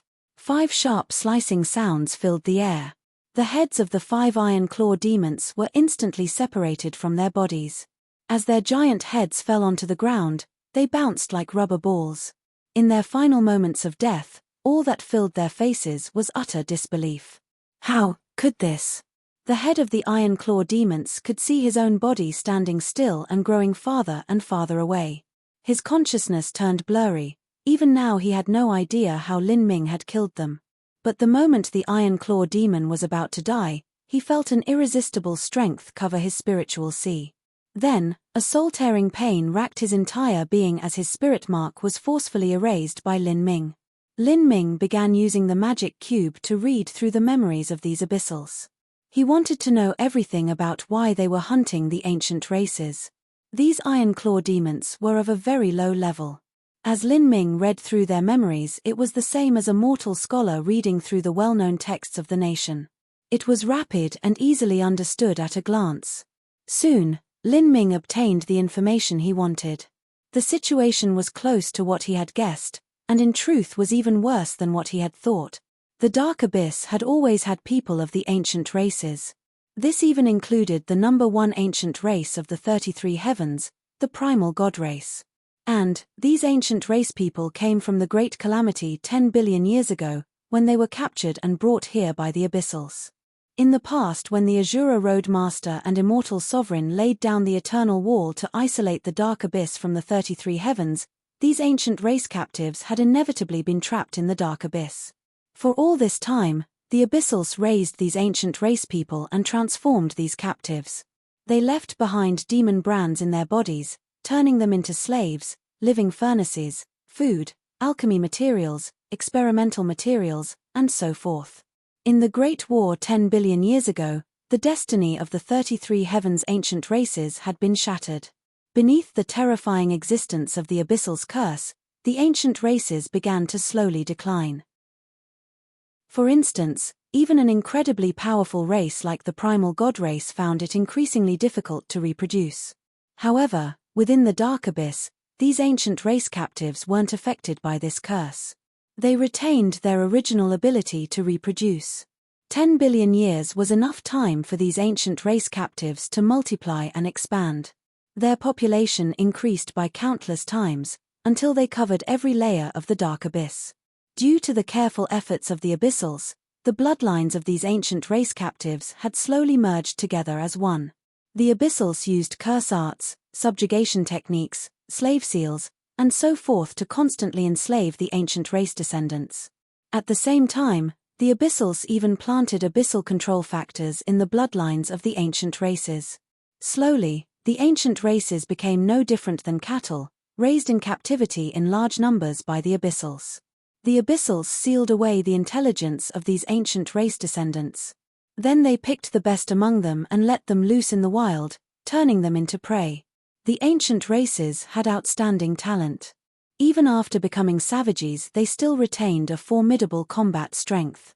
They were used as hunting targets for low-level Abyssals. Through killing these ancient race captives, the low-level Abyssals were able to hone their combat skills. And deeper in the Dark Abyss, there were even some ancient race savages that hadn't had their intelligence sealed away. They still retained their cultivation ability and even had some crude inheritances. As life forms with intelligence, they were even stronger. But their fate was to be released into the wild mountains and plains to be hunted down by higher-level Abyssals. Many Abyssal influences would organize hunting parties to kill these ancient race descendants. There were even Abyssal armies that marched directly into the wilderness and slaughtered massive numbers of ancient race members. To the Abyssals, the ancient races were their grinding stone. This was like mortals raising a tiger in a cage. They would throw live chickens to the tiger to eat in order to maintain its wild and fierce nature. And so upon being born, the ancient race descendants who retained their intelligence faced the fate of being hunted down and slaughtered. But with their martial arts civilization ruined, it was impossible for them to truly organize to resist the Abyssals. In the depths of the Dark Abyss, over these billions of years, many proud children of heaven had emerged from the ranks of the ancient races. They were outstanding individuals with amazing talent and formidable strength. They weren't willing to accept the fate of being hunted down by Abyssals for generation after generation, and organized large influences to resist them. But in the end, all of them were mercilessly suppressed. Ultimately, the fate of these proud children of heaven was to be eaten up by the Abyssals. After understanding all of this, Lin Ming sighed. He never thought there would be a day when the intelligent life forms of the 33 heavens would devolve into prey and be recklessly hunted down by others. Chapter 2087, Bash Serpent. Chapter 2087, Bash Serpent. Within the Dark Abyss there were also large and great cities.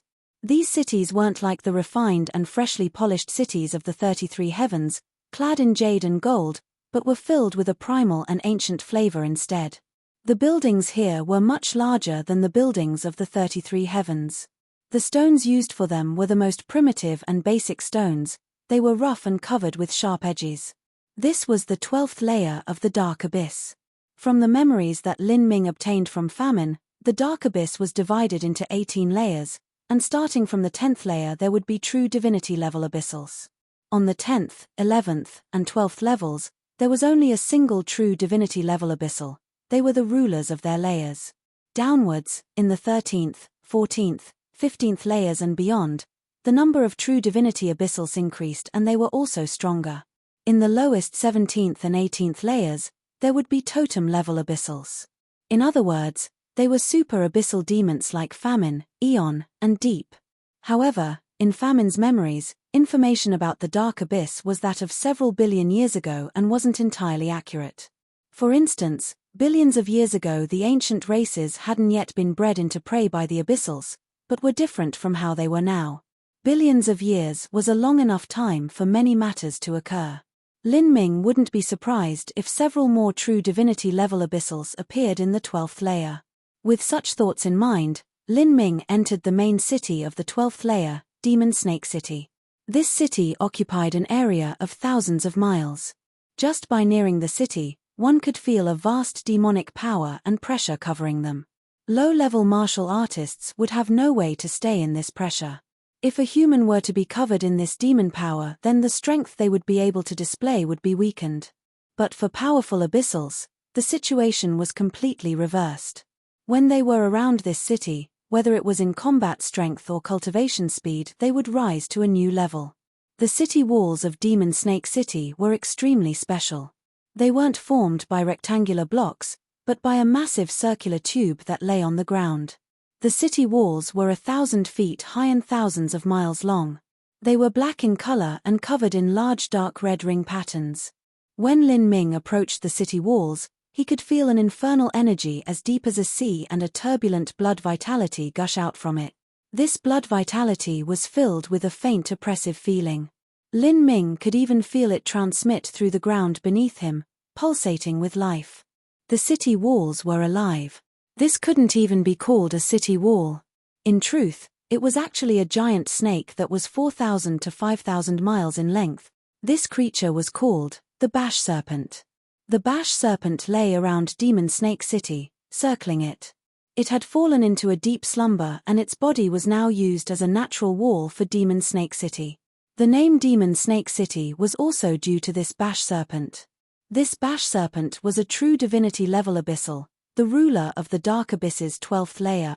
When Lin Ming arrived at the outskirts of Demon Snake City, he looked upon this massive snake abyssal from afar. A brilliant light flashed in his eyes. The road in front of Demon Snake City could hold 100 horses standing side by side. Of course, abyssals wouldn't ride horses.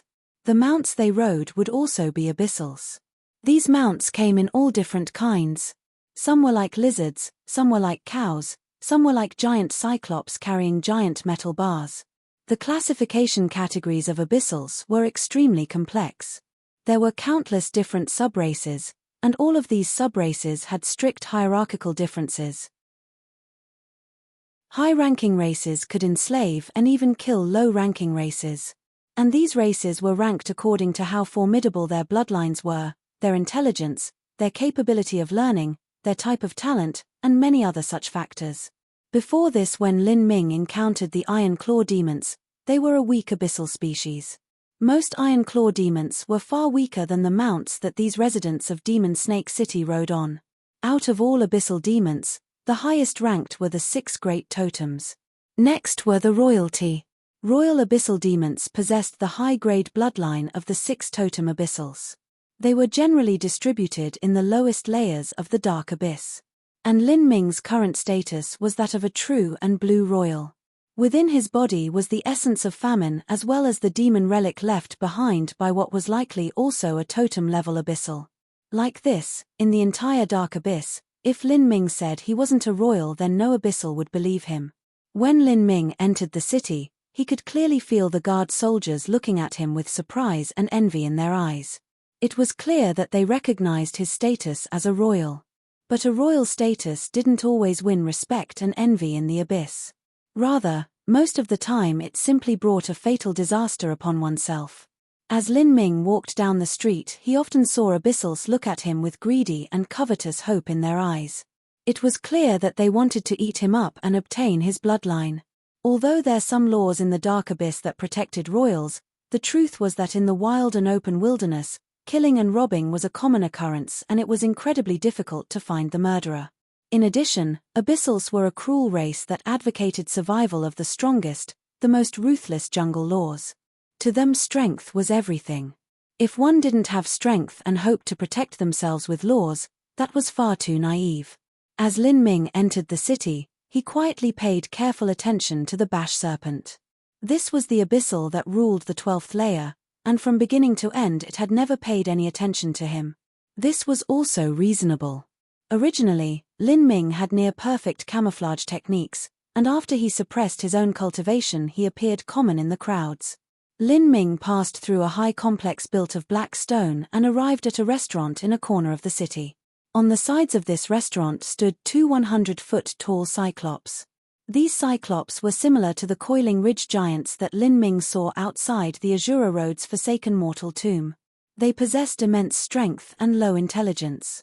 They were easily tamed and made some of the best demon slaves and mounts.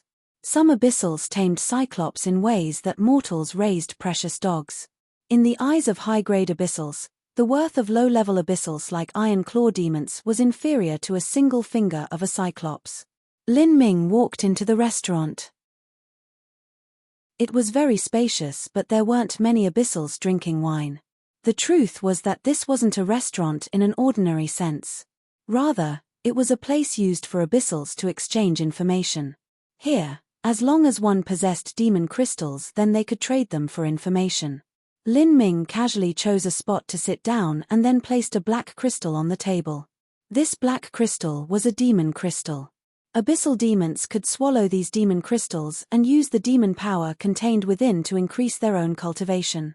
Thus, these demon crystals were considered the currency of the entire dark abyss.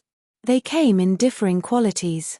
The demon crystals Lin Ming possessed came from the several iron claw demons that he had killed earlier. Whether in quality or quantity, they were extremely limited. "What do you wish for?" A sweet sound wafted in the air. A succubus demon that resembled a human woman appeared in front of Lin Ming. She had bent over at an extremely low degree. One could clearly see her chest heaving up and down above her narrow corset. Succubus demons were an extremely strange species of abyssal demon. They looked similar to the intelligent life forms in the 33 heavens and possessed beautiful facial features. In fact, they were even more beautiful than the intelligent life forms of the 33 heavens. The succubus had a hot and bombastic figure. Her skin was bronze, like the color of wheat, making her seem wild and unbridled. Male succubus demons were called incubus. Incubus were tall and had sharp facial features, as if they were cast from marble. If there was one way in which they differed from the intelligent life forms of the 33 heavens, then that would be that there was a slender and long demon tail that extended down their backs. These tails were smooth and slender, only the thickness of a finger. But there was a strange fleshy bulge at the end. Sometimes they were shaped like arrowheads, some were ribbed tubes, and some were rounded points. Some succubus demons also had a pair of small horns coming out of their heads. This didn't destroy their aesthetic appearance. Rather, it made them seem even more cute and lovable. Lin Ming casually looked at this succubus and said, "Anything is fine." The young succubus smiled before leaving. As she walked away, she tossed Lin Ming an especially sweet smile. This was clearly special treatment brought about by Lin Ming's royal bloodline. It had to be known that devouring someone with a royal bloodline wasn't the only way to obtain benefits from them. There was also a gentler method, that was, dual cultivation. After a dozen some breaths of time, the young succubus brought a deep red drink to Lin Ming that had the faint aroma of wine. This sort of wine was brewed with blood. "Please enjoy yourself." The young succubus carried a tray with both hands, and using her long and slender tail, she wrapped it around the wine glass and placed it in front of Lin Ming. The succubus' tail was extremely dexterous, even more so than fingers. Then, the succubus tossed Lin Ming a playful smile, revealing sharp canines from the corners of her mouth. This was also a mark of a succubus. However, her flirtation didn't draw any response from Lin Ming. This caused her to be a little bit angry, and she huffed away unhappily. Lin Ming didn't pay attention to this succubus waitress, nor did he move to drink the blood wine. He only sat in the hall, listening to passing abyssals exchange information. After coming to the dark abyss, there were many things he had to do. He had roughly planned out his goals that he had to accomplish there, as well as his plans for the next 100 years. Chapter 2088, Demon Association. Chapter 2088, Demon Association. The restaurant Lin Ming was in was called Blood Moon Hall. In Demon Snake City, although this restaurant wasn't considered too expensive, it still charged a price of 100 to 200 demon crystals for a meal. It absolutely wasn't an amount that a low-level abyssal could afford. Counting today, Lin Ming had stayed in Blood Moon Hall for 20 days. At the start, some beautiful succubus maids approached Lin Ming with their own thoughts in mind. But after being refused several times, they no longer bothered him. Like this, Lin Ming finally obtained peace and quiet. He knew that these succubus maids were not amateur weaklings. In truth, the reason they flirted and enticed him was because they had thoughts of obtaining his royal bloodline. Every day Lin Ming would come to Blood Moon Hall and order the most ordinary wine. Besides that, he didn't order anything else. There was food, and although the food was also expensive, it didn't arouse any appetite in him. Rather, it even made one feel nauseous to the stomach. What abyssal demons usually ate were live insects, bloody meat, living beasts, parts of ancient race descendants, such as their brains, flesh, bones. Every time Lin Ming saw some abyssals gather together to eat the flesh and blood of ancient race clansmen, he had the sudden urge to wipe every single one of them from existence. Have you heard? The Demon Association is planning to sell 10,000 high-quality slaves. Of these high-quality slaves, 8,000 are young girls especially selected for their beauty. They have angelic appearances and their talent is also good. Moreover, all of them are virgins. They make the best possible living furnaces. As for the 2,000 male slaves, they make decent slave guards. With slave seals planted in them, they will be absolutely loyal. In a corner of the restaurant, several abyssal demons began speaking as they tore away at chunks of blood beast meat. As they spoke, their words slurred together and drops of blood leaked out from the corners of their mouths. The demon association that these abyssals spoke of was one of the 6 totem-level influences in the dark abyss. Their leader was evil. Evil was a super abyssal on the same level as famine. After the ancient Great War, evil had gone missing. Some people said evil had perished, but there were also some who said evil was lurking in the darkness. The reason for this was that although evil went missing, the demon association didn't fall apart. Rather, over these years, it developed more and more, growing with each year. Billions of years ago, it was the demon association that raised a massive amount of ancient race slaves and then constantly screened out these slaves and bred them. Then, they released them into the open wilderness, turning them into prey that was to be hunted down by abyssals. In addition to that, the Demon Association also controlled over 90% of the ancient race slave business. Whether it was living furnaces, guards, experimental materials, alchemy materials, or anything else, all sorts of slaves could be bought from the Demon Association. The slaves of the Demon Association were far more outstanding than slaves produced by other influences. Over all these years, the Demon Association had accumulated an unknown amount of wealth. The reach of the Demon Association was spread throughout the entire Dark Abyss. Their headquarters were located in the 17th layer of the Abyss, but they also had countless strongholds both large and small in the other layers. In order to resist the Demon Association, the ancient race clansmen had stirred up countless revolts in these past billions of years. These were also the slave uprisings that the Abyssals spoke of. The ancient race rebel armies had once killed innumerable Abyssals. But compared to a massive abyssal influence, An uprising of slaves was not worth mentioning at all. These rebel armies were nothing more than tiny splashes in an ocean, soon subsiding. Their only use was to help abyssals in training. This was the sorrow of the ancient races.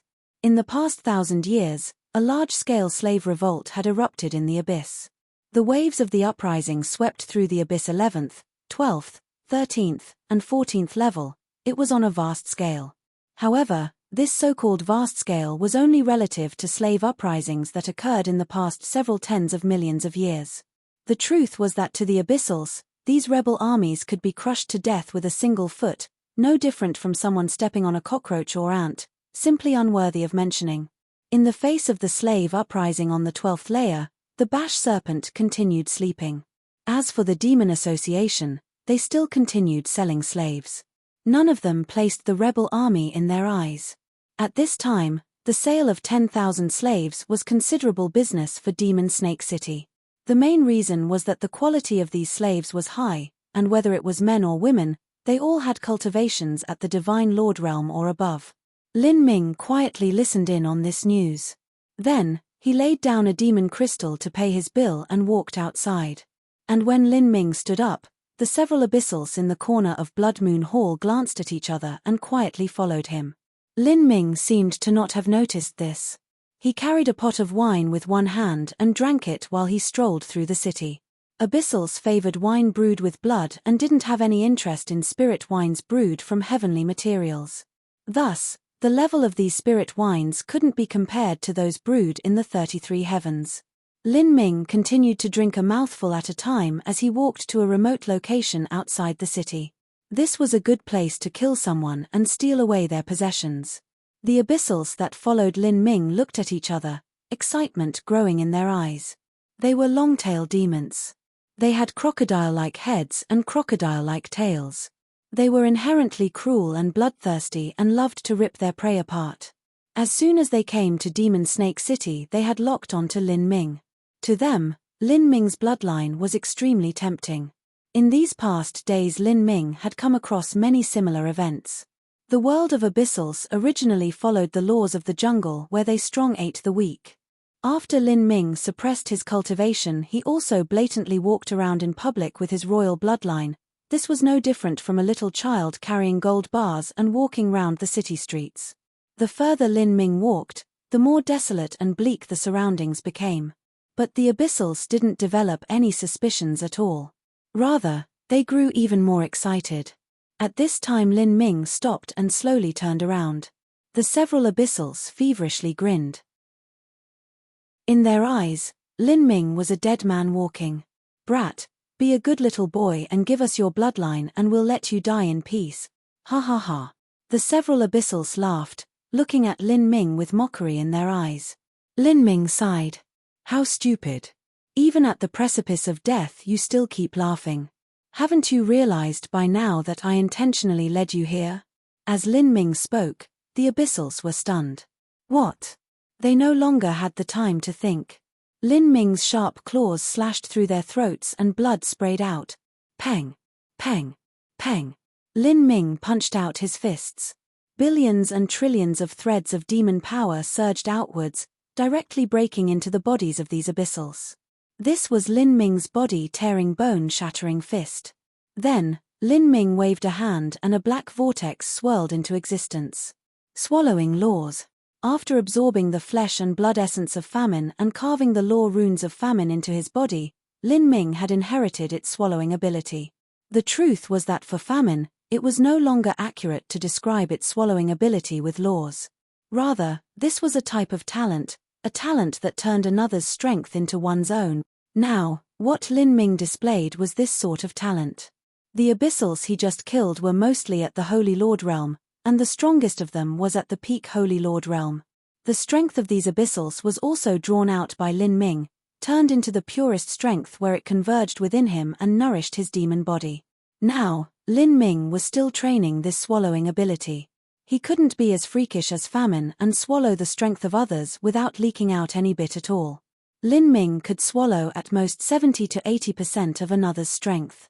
And as the other party's cultivation got higher, there was a proportionately smaller amount of strength that Lin Ming could absorb.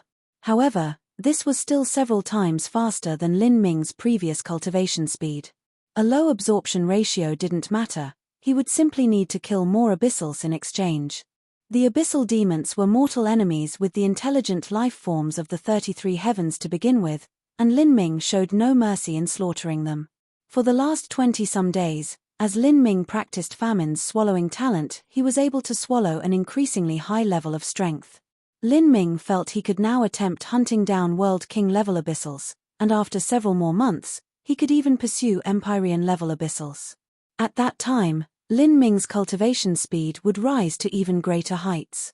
Thinking of this, Lin Ming coldly sneered. Demon association, this seemed to be a decent target. After a period of thought, Lin Ming waved his hand and gathered the souls of the abyssals. By now, he didn't even need to summon the magic cube. With another wave of his hand, he directly erased the spirit marks of these souls and then used a short period of time to read through their memories. For these last 20-some days, every time Lin Ming killed an abyssal he would read their memories. His understanding of the demon association became increasingly profound. Know oneself, know your enemy, and be undefeated in 100 battles. Since he had placed this demon association as one of his targets, he naturally had to seek out all the information he could on them. Chapter 2089, Ancient Race Uprising. Chapter 2089, Ancient Race Uprising. Time passed. By this day, Lin Ming had been in the Dark Abyss for 2 months already. The Dark Abyss's 12th layer, Black Sand City. This was a giant city situated in the midst of a desert. The reason this city had such a name was because the desert was formed from black sand. The desert was naturally desolate, but the city itself was bustling with business. The reason for this was that the Demon Association had established their 12th layer branch division here. Thus, this city had turned into the largest slave market in the 12th layer. The slave trade was an extremely important business in the Dark Abyss. The slaves here were not only ancient race slaves, but also abyssals. Low-intelligence abyssals, such as the Cyclopes, were often turned into slaves in the Dark Abyss. These slaves were all sold in the same way. The Demon Association only sold high-quality slaves. Slaves with poor talent and low strength didn't have much value at all. These types of slaves were placed in the open wilderness and hunted down as prey. For instance, when it came to the ancient race slaves, the Demon Association would often raise and cultivate them so that they reached the divine transformation realm and above. Not just that, but many of them had certain special bloodlines. To the abyssals, these ancient race bloodlines were highly beneficial. These purchased slaves might be used as living furnaces or even food. There were some species of abyssal demons that only came in the male sex. These abyssals would forcefully inject their reproductive life liquid into women of other races. Then, this liquid would invade the eggs of these alien women and slowly transform their bloodlines. Slowly, these eggs would suck up the life essence of the women until a new abyssal was born. This was an extremely tyrannical and cruel method of reproduction. Because of these reasons, female slaves always sold for prices several times that of male slaves in Black Sand City. Black Sand City didn't have city walls. Rather, it was covered by a massive force field. At this time, over 1,000 miles away from Black Sand City, Lin Ming stood at the summit of a high mountain and looked down upon the city. From this distance, the giant Black Sand City was only the size of his palm. This city was Lin Ming's first all-out battle target he had decided on after entering the Dark Abyss. For these last 2 months in the Dark Abyss, Lin Ming hadn't taken any drastic actions that stood out. He only constantly gathered information to further his understanding of the Dark Abyss. He wanted to understand the level of the powerhouses, the scale of the large influences, their positions, bases, and all sorts of other key information. Besides the Demon Association that Lin Ming had made his goal, he also had a relatively good understanding of the other totem-level influences. And, he also knew that the most mysterious demon god's tomb was in the lowest layer of the Dark Abyss, the 18th layer. As for secrets related to the demon god's tomb, Lin Ming hadn't been able to find out much. In these past 2 months Lin Ming had quietly hunted down over 100 abyssals. From starting with Holy Lord level abyssals, then World King level abyssals, he then started on Great World King level abyssals. After killing these abyssals, Lin Ming would swallow up their strength. As the days passed, he became increasingly proficient in the swallowing laws, and the energy will formed from the power of divinity and demons within his body continued to expand. Currently, the power of divinity and demons had turned into the foundational energy of Lin Ming's cultivation methods. If he strengthened his power of divinity and demons, it would help him make breakthroughs in his cultivation. Originally, Lin Ming should have reached the peak of the Middle Empyrean realm in 50 years. But now he was taking great steps towards shattering the wall of the Upper Empyrean realm. If he wanted to truly cross this bridge, he would still need a massive amount of energy. And to use the swallowing laws to absorb the strength of abyssals was undoubtedly the best shortcut. Lin Ming recalled the information he had silently collected about Empyrean level abyssals in these past days. This information seemed common and unremarkable, but it helped Lin Ming avoid crucial mistakes. Otherwise, if he were to bump into a middle true divinity abyssal, then he would be in danger. According to the information he had, there were a total of 5 Empyrean level abyssals in Black Sand City. Even within the Dark Abyss, Empyrean level abyssals couldn't be found everywhere. They were generally elders of large influences with prominent statuses. They often lived in important locations of their large influences and were surrounded by solemn guards and layers of traps. If an Empyrean level abyssal was killed, it would naturally cause a stir in the surrounding region. Lin Ming didn't want to prematurely expose himself. He planned to quietly cut down an Empyrean level abyssal, and this Black Sand City that was far from Demon Snake City was the best choice. If he recklessly slaughtered in Black Sand City, then it was unlikely he would alarm the Bash Serpent. The Bash Serpent was the master of Demon Snake City and mostly wouldn't bother with matters related to the Demon Association. The City Lord of Black Sand City was an elder of the Demon Association. If his strength was judged by human standards, then he would be somewhere between an Empyrean and true divinity. This also made him the strongest powerhouse in Black Sand City. Moreover, there was also a peak Empyrean and 2 middle Empyrean abyssals in Black Sand City. Lin Ming was very much looking forwards to killing these abyssals and swallowing their strength to see how much they could benefit him. Lin Ming waited for night to fall. The night with its howling black winds was the best time to murder others and destroy their corpses. Lin Ming waited for another 2 hours. Then, his thoughts stirred. 1,000 miles away, he suddenly saw infernal energy shoot into the skies. He squinted his eyes. At the end of the black desert, faint sparks of rainbow-hued light shot into the heavens. It was clear that some people were fighting there. Millimeter? Lin Ming muttered to himself. He extended his sense in a straight line, probing outwards. With his current sense, he could easily investigate something that was occurring 1,000 miles away. And what he saw left him startled. These were clearly ancient race martial artists battling against a group of abyssal demons. And these ancient race martial artists all had a yellow square scarf tied to their arms. The scarves were embroidered with a hexagonal ice flower pattern. These ancient race martial artists didn't have poor cultivation methods and combat skills. Moreover, they worked in tandem to utilize battle formations. It was clear from a glance that these were ancient race clansmen with a high degree of intelligence and not prey that was bred to be released into the wild. Rebel army. Lin Ming was surprised. The yellow square scarves on their hands reminded him of the recent slave uprisings that had enveloped the 11th through 14th layers of the Dark Abyss. This was a revolt on a vast scale. Although the Bash Serpent turned a blind eye to them and the Demon Association continued with their business as always, the truth was that in these past years this revolt had killed many abyssals and rescued a tremendous number of slaves.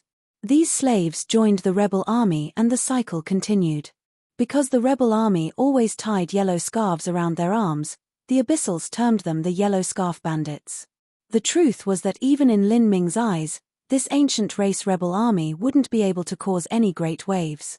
Sooner or later they would be wiped out by the abyssals. The difference in strength was just too great. However, as Lin Ming witnessed the different combat methods and styles used by the rebel army, and as he saw their battle formations, he suddenly had a strange feeling in his mind. Although he wasn't too optimistic about this uprising, he couldn't help but admit that this rebel army wasn't as weak as he thought they were. At the very least, they wouldn't collapse upon a single strike. Perhaps they had unearthed some ancient ruins, otherwise they shouldn't have possessed cultivation methods of this level. As Lin Ming was thinking this, he saw several lights rise up from Black Sand City and rapidly fly towards the location where battle had broken out. It was clear that these were reinforcements from Black Sand City. The battlefield was so close to Black Sand City that it would be strange if there was no reaction instead. Once the reinforcements joined the battle, then in a normal situation the rebel army forces would be eliminated in a mere half-incense stick of time. Lin Ming naturally wouldn't see these people in danger and stand idly by. His figure flickered and he rapidly flew towards the battlefield. 1,000 miles away, the ancient race rebel army had fallen into a bitter battle.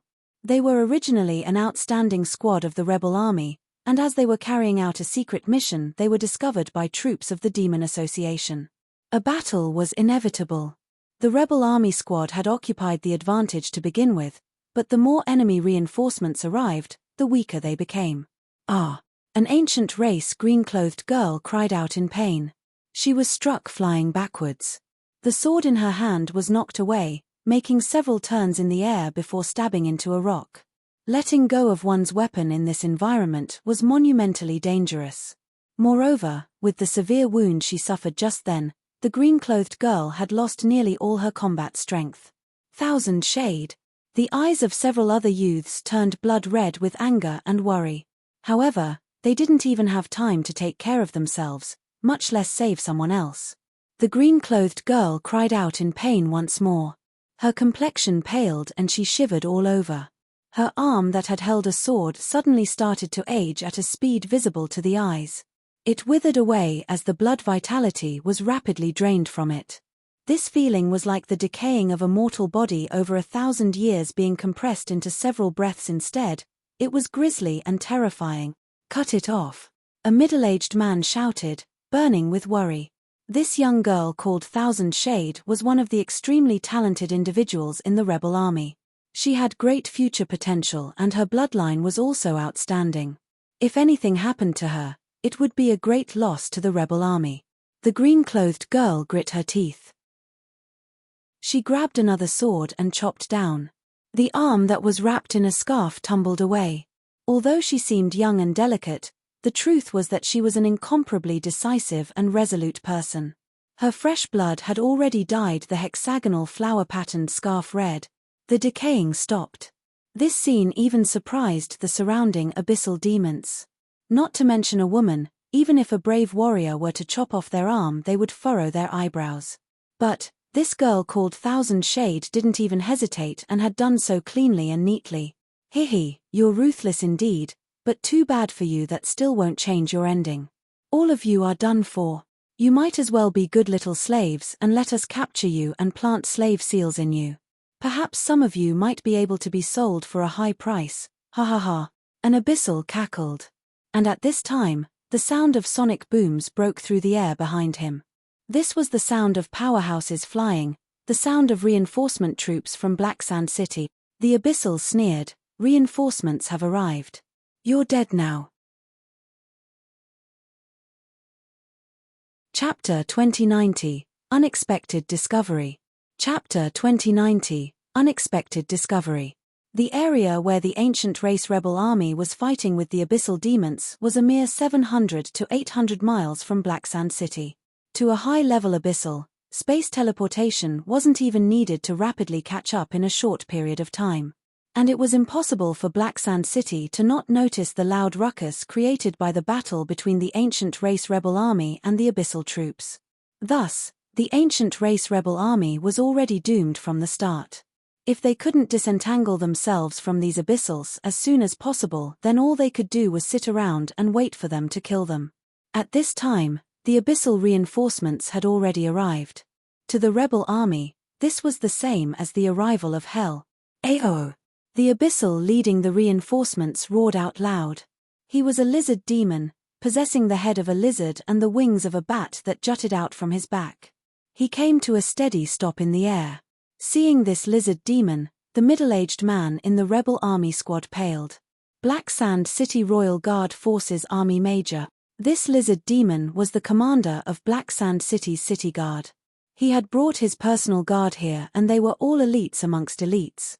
This meant that Black Sand City's Demon Association branch division had finally attached some level of importance to the ancient race uprising. But this was also the same as announcing the death penalty to the rebel army. All of the surviving rebels immediately felt despair grow in their hearts. My comrades, let us burn our blood essence together. Even if we must die here, we will still bite off a chunk of their flesh. The middle-aged man leading the rebel army squad clenched his jaws as he spoke. The squad would rather die in battle than fall into the hands of the Demon Association. That would be a fate worse than death. Here. Your intelligence network is quite good. You even recognize me. Capture them alive. The lizard demon issued an order. The minions behind him grasped tridents and flew forwards. As for the rebels, they had already planned to burn their blood essence. Even the severely wounded Thousand Shade who had cut off her own arm had grabbed tightly onto her wound, her wan face filled with decisiveness. And the moment that they strengthened their determination to die here, a terrifying pressure suddenly descended upon them. This pressure arrived too suddenly, so sudden that they didn't even have time to figure out what happened. All they saw was a light black fog proliferate in all directions, covering all. Every abyssal demon that was covered in this fog was completely frozen, unable to move at all. They appeared to be experiencing agonizing pain. Their faces were twisted in suffering and their expressions were that of panic and fear, like the most terrifying thing in the world was occurring to them. Even so, none of them were able to make even the tiniest sound. Then, with loud popping sounds, all of the abyssals suddenly exploded into bloody fog beneath this pressure. The rebel army squad was utterly shocked. They simply didn't know what happened, nor did they see anyone appear. All they saw was these abyssal demons dying an excruciatingly painful and bewildering death. This is a force field. The middle-aged head rebel shouted. This black fog was likely the force field of some powerhouse. However, to suppress and kill so many abyssals with a force field, including even the Black Sand City Royal Guard Forces Army Major, this was simply far too terrifying a power. Is it Big Boss? A youth asked. To the ancient race rebel army, their big boss was their god, an omnipotent being capable of anything. No. I've seen Big Boss's force field before and it is completely different from this. The middle-aged man quickly said with a sound transmission. The person who used this force field hadn't appeared in front of them and it seemed as if they had no intentions of coming into contact either. And at this time, a vortex suddenly appeared in the air. All of the blood fog from the abyssals was lifted into the air by this vortex and the demon power contained within it was separated, all of it absorbed into the vortex without a trace left behind. Then, flames ignited beneath the vortex. The abyssal flesh and blood that had lost its essence was charred into ashes by these flames, leaving behind only spatial rings that were also sucked into the black vortex. This vortex was naturally Lin Ming's laws of swallowing. To Lin Ming, the treasures within these spatial rings were highly valuable. For instance, demon crystals that were the currency of the Dark Abyss could be used in numerous places. After absorbing this strength, Lin Ming felt his own powers increasingly by a tiny bit. But there was still a vast distance to go until he truly stepped into the upper Empyrean realm. In order to complete this final step, he would need to kill and eat up a true divinity-level abyssal. Seeing all of these things occur in the air, the ancient race rebels were stunned silly. Just who was this person? Not only had this person casually killed all these abyssals, but they had also saved them. This behavior seemed like something that only ancient race martial artists would do. But, besides their big boss and the small number of elites who inherited the lineages of ancient ruins, just who else could possess such ability? The several ancient race rebels glanced at each other in dismay, unsure of what to say. This mysterious person wasn't any of the ancient race powerhouses they were aware of. At this time, a beam of light shot out towards the middle-aged rebel's hands. The middle-aged man's heart tightened for a moment, but he could immediately tell that this was not an energy attack but an object wrapped in energy. The middle-aged man looked down and saw a pill bottle in his hand. Opening the cap, Several pills tumbled out that emitted a rich medicinal fragrance. For a time, the middle-aged man was stunned. These pills were obviously refined using rare heavenly materials. Although he didn't know what their exact effects were, just from smelling them the middle-aged man could feel his injured blood vitality slowly stirring. These were clearly precious recovery pills. Just the smell was so effective. If they ate them, even someone near death would rise up from the ground. The style of these pills absolutely wasn't that of the Abyssals. Abyssals wouldn't use such elegant jade bottles, nor would they refine such crystal-clear pills. The middle-aged man immediately understood that these pills were passed down to his squad to help heal the several most heavily injured people. He said, "Thank you, Senior," and then threw one pill towards Thousand Shade. "Hurry and eat this."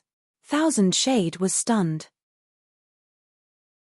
Then, from the air, a gravelly voice filled with indifference echoed out. This voice seemed to come from all directions, making it impossible to fathom just where the source was. "Your severed arm hasn't completely decayed. Grind one of the pills, smear it on the wounds and reattach it. Eat another pill and you shall recover." Hearing this voice, Thousand Shade was at a loss for words. She never imagined that the arm she chopped off and which also had all its blood vitality sucked out by an abyssal would actually still have a chance of being restored. She had survived disaster and even her arm could be recovered. She was immediately overjoyed by this turn of events. However, the master of this indifferent voice seemed to have no intentions of appearing. "Thank you, Senior, for this great graciousness." Thousand Smile bit her lips as she spoke. "All of you had best leave. Black Sand City will soon find out what occurred here, and after a little while there will be more people arriving. At that time, they will be even stronger abyssals." Lin Ming passed down these final words and then intended to leave. He had already shown all the benevolence that he could. It was impossible for him to lead these rebels away. Currently, he still had the appearance of an abyssal, and if he were to appear it would inevitably cause a misunderstanding. As for restoring his original appearance to see him, this was too troublesome. However, the middle-aged rebel didn't immediately issue an order to depart. His eyes turned as all sorts of thoughts crossed his mind. Then, he seemed to make a final decision as he spoke into the void. "Could Senior show yourself to us?" Lin Ming faintly frowned. His attitude had been made clear and he had said all he needed to say. He didn't want to waste time speaking nonsense. But the middle-aged man didn't give up. He continued to say, "I know that Senior doesn't wish publicly reveal your appearance, but this junior truly has something important to say. I dare ask Senior to appear for a talk." The middle-aged man's words caused Lin Ming's thoughts to stir. His step slowed for a moment. Then, the middle-aged man seemed compelled to say something else. In a very low voice he said, "It concerns secrets of the demon god's tomb." The middle-aged man wasn't able to determine where Lin Ming was and only sent out a general sound transmission. But, he believed that with this mysterious person's cultivation they could definitely catch it. This decision to win Lin Ming had been well thought out. Although he didn't know exactly who Lin Ming was, he could tell from Lin Ming's fighting methods and the pills he took out that it was likely he was part of the ancient races. If this mysterious person was an abyssal, then their pills would be blood pills filled with a thick demonic energy. These pills were refined from the flesh and blood of valuable precious beasts, and the refining techniques were extremely different. The middle-aged man even believed that within the entire dark abyss, there might not be anyone capable of refining these high-quality recovery pills in his hands. This caused the middle-aged man to believe that this mysterious person must have some extraordinary status. If he could win over this mysterious person and this mysterious person truly did empathize with their rebel army, then they would be greatly helpful to their future plans. And indeed, when the middle-aged man spoke the word "secrets of the demon god's tomb," the mysterious person didn't leave. This left the middle-aged man overjoyed. "You know of the demon god's tomb?" Lin Ming was surprised. Originally, he thought that with the current state of the ancient races, it wouldn't be an exaggeration to call the current slave resistance a ragtag team of nobodies. If so, then it would have been impossible for them to know anything concerning this level of matter. But he was wrong once again. Demon God's Tomb. The black book that Lin Ming obtained from Shishan's hands was one of the ceremonial rites books of the demon god's tomb. Thus, Lin Ming had a great interest in the demon god's tomb. Lin Ming pondered for a moment. He reached out a hand and the black primordious heavenly palace flew out from his body, spinning and growing. "Come in. This is not a place for us to be speaking of such matters." The middle-aged rebel followed Lin Ming's words without hesitation.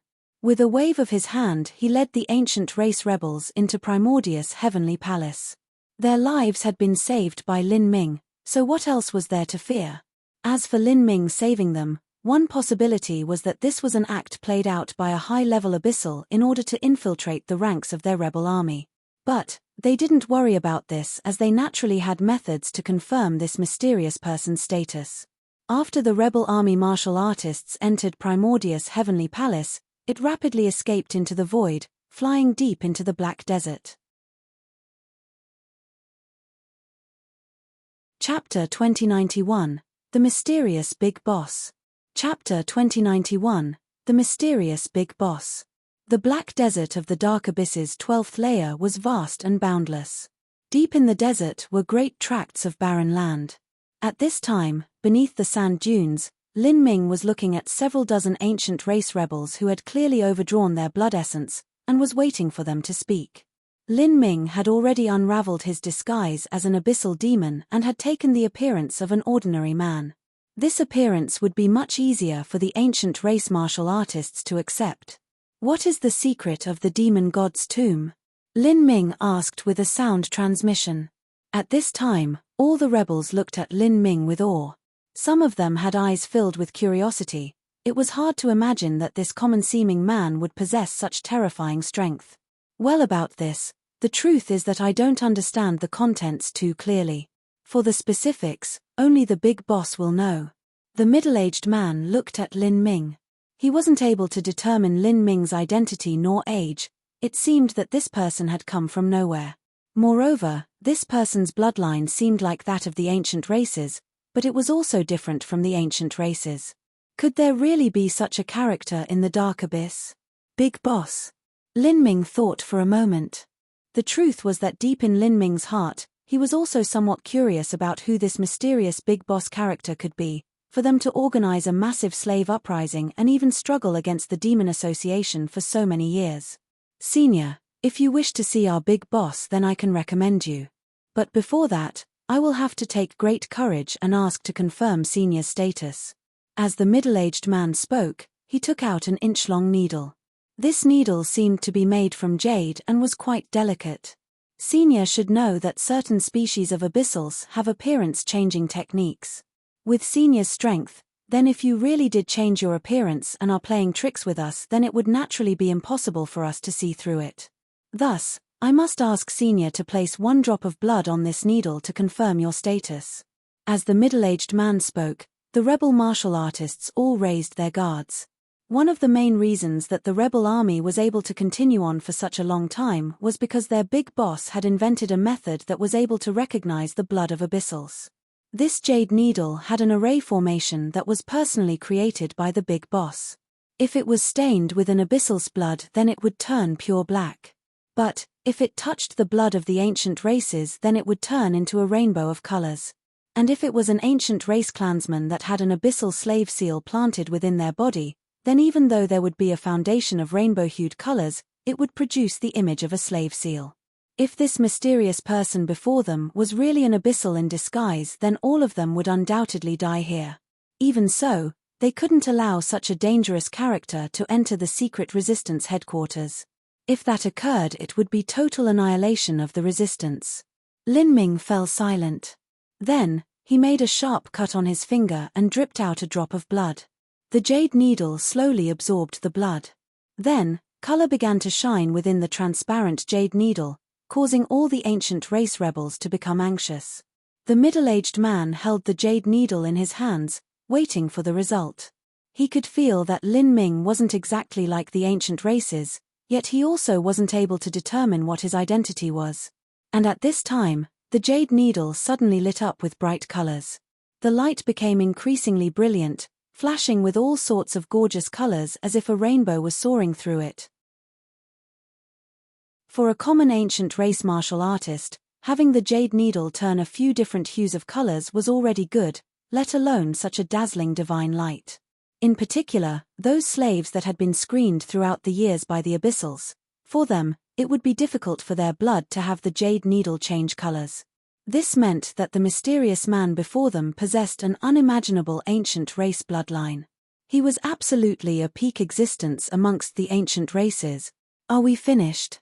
Lin Ming waggled his finger and the drop of blood flew back from the jade needle as if it had a mind of its own and sank into his body once more.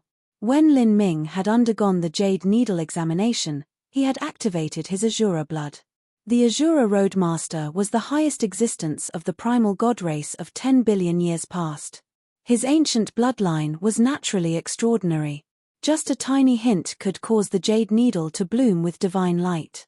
Yes, of course, the middle-aged man said with vivid excitement. As he looked at Lin Ming, his eyes contained not just awe but worship. The eyes of the other ancient race rebels were similar to the middle-aged man's.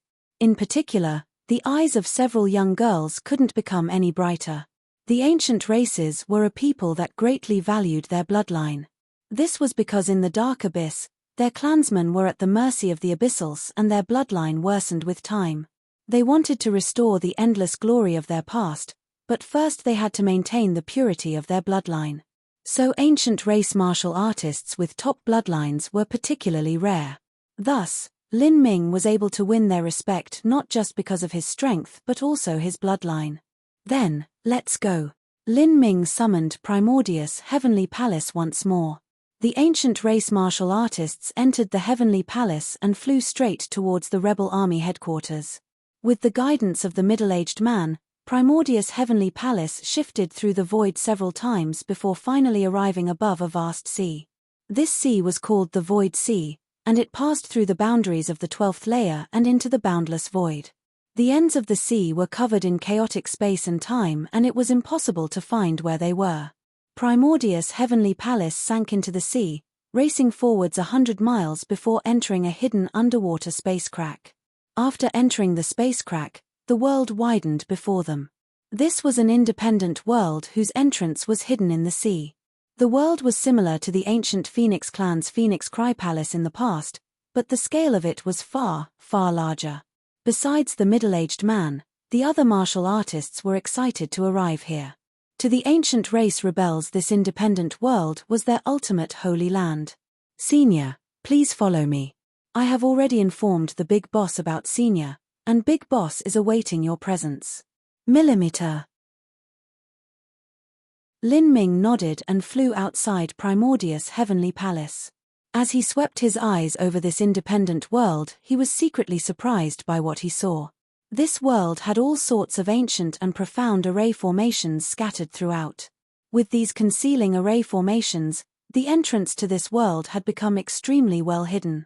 In fact, it was even better than the concealing array formations that humanity had arranged in the wild universe in the past to hide from the saints. Lin Ming believed that not even characters like Emperor Sokia possessed such skill. He became even more curious as to who this big boss was. In truth, the moment that Lin Ming stepped out of Primordius' Heavenly Palace, he had already faintly felt the aura of another powerhouse in this world. This aura was simply far too conspicuous when placed amongst the auras of the other martial artists. It was only due to courtesy that Lin Ming didn't release his sense to probe this other party. Lin Ming put away Primordius' Heavenly Palace. He planned to follow the middle-aged man to see who this mysterious person was. But suddenly, in a finely crafted jade palace located high above this world, a divine light lit up. The middle-aged man beside Lin Ming was clearly stunned. And Lin Ming was also stunned. At first he was only a little dazed, but as time passed, the surprise and astonishment on his face grew. He stared blankly on as a peerless woman in icy blue clothes flew towards him, bathed in divine light. This woman had an outstanding figure and her thick black hair fluttered behind her. Her skin was as white as snow and seemed to sparkle with frost. From head to toe she exuded a holy and inviolable aura, as if she were an ice lotus blooming atop a snow-capped mountain. She stepped through space, her dress waving behind her. With every step, ripples of space would spread out beneath her toes. Like this she arrived in front of Lin Ming. Lin Ming was frozen where he stood. His eyes stared unblinkingly at this woman.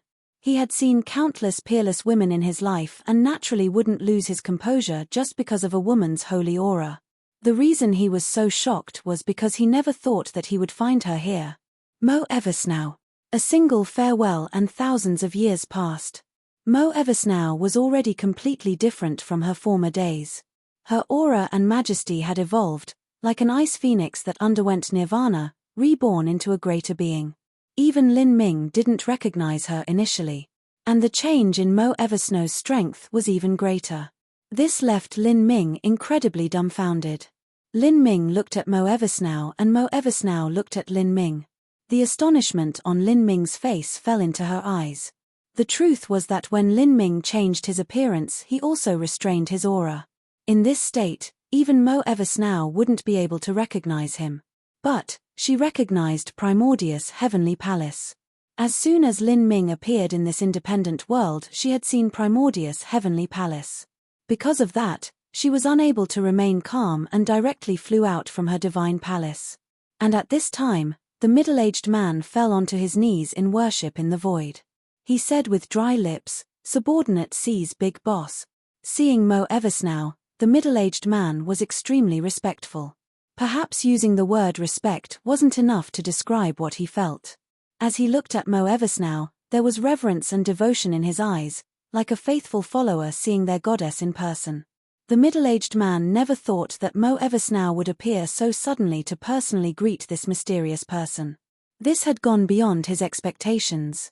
He originally thought that with Mo Eversnow's status, bringing Lin Ming to her was the naturally polite thing to do. Could this mysterious person's status really be so special? As the middle-aged man knelt in the void, it was only then that the other ancient race rebels responded. This was the first time they had ever seen the Big Boss and they didn't know what she looked like. And now that they knew this peerless woman before them was their Big Boss, all of them were clearly excited. They fell to their knees, all of them with the same pious expressions on their faces. And at this time, Lin Ming already didn't know what expression to make. Big Boss. So Mo Eversnow was the Big Boss of the ancient race resistance. To think that this world actually had such a marvelous coincidence. Originally, when he reunited with Xiao Moxian had told him that Mo Eversnow had long since left the wild universe. But he never imagined he would see her here in the dark abyss.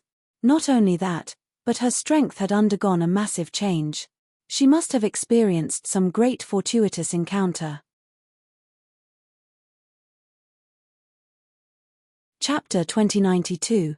To you, 7,000 years. Chapter 2092. To you, 7,000 years. Lin Ming. Is it you?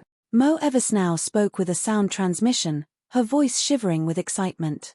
7,000 years ago, after Mo Eversnow and Lin Ming separated, she had thought that Lin Ming had died.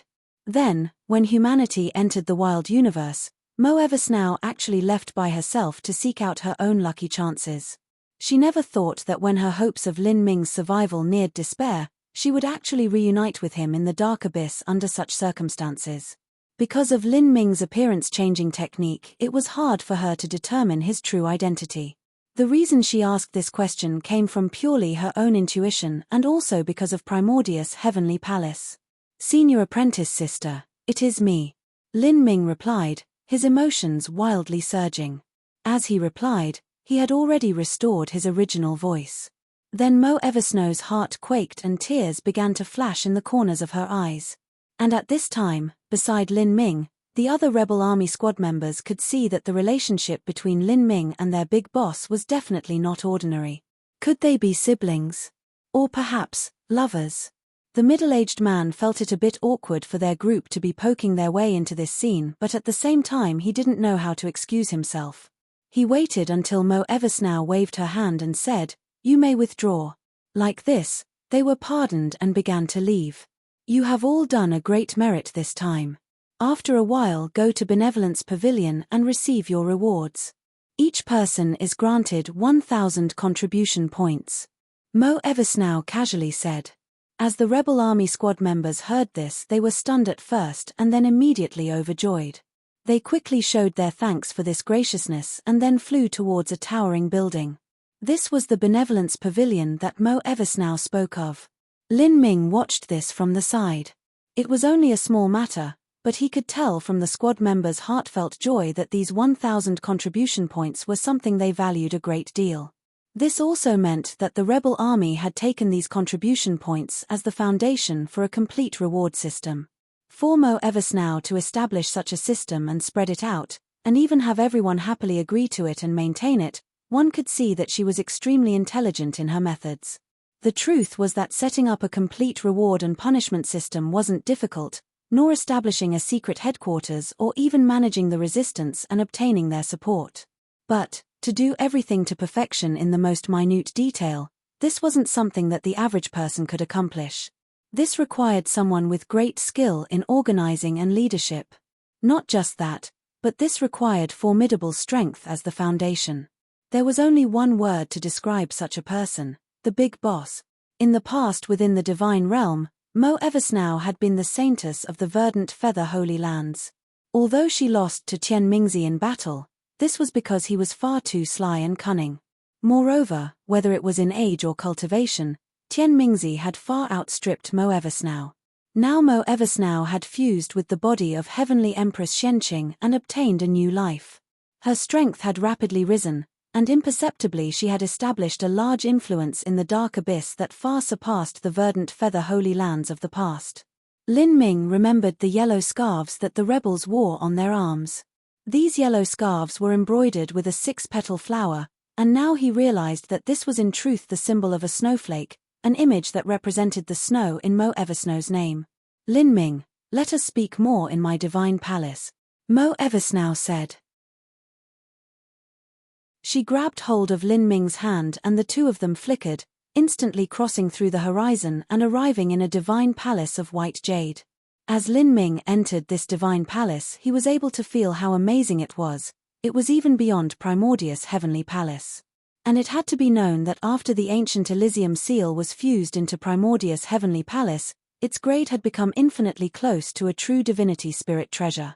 A true divinity-level spirit treasure palace was a rare sight. This divine palace?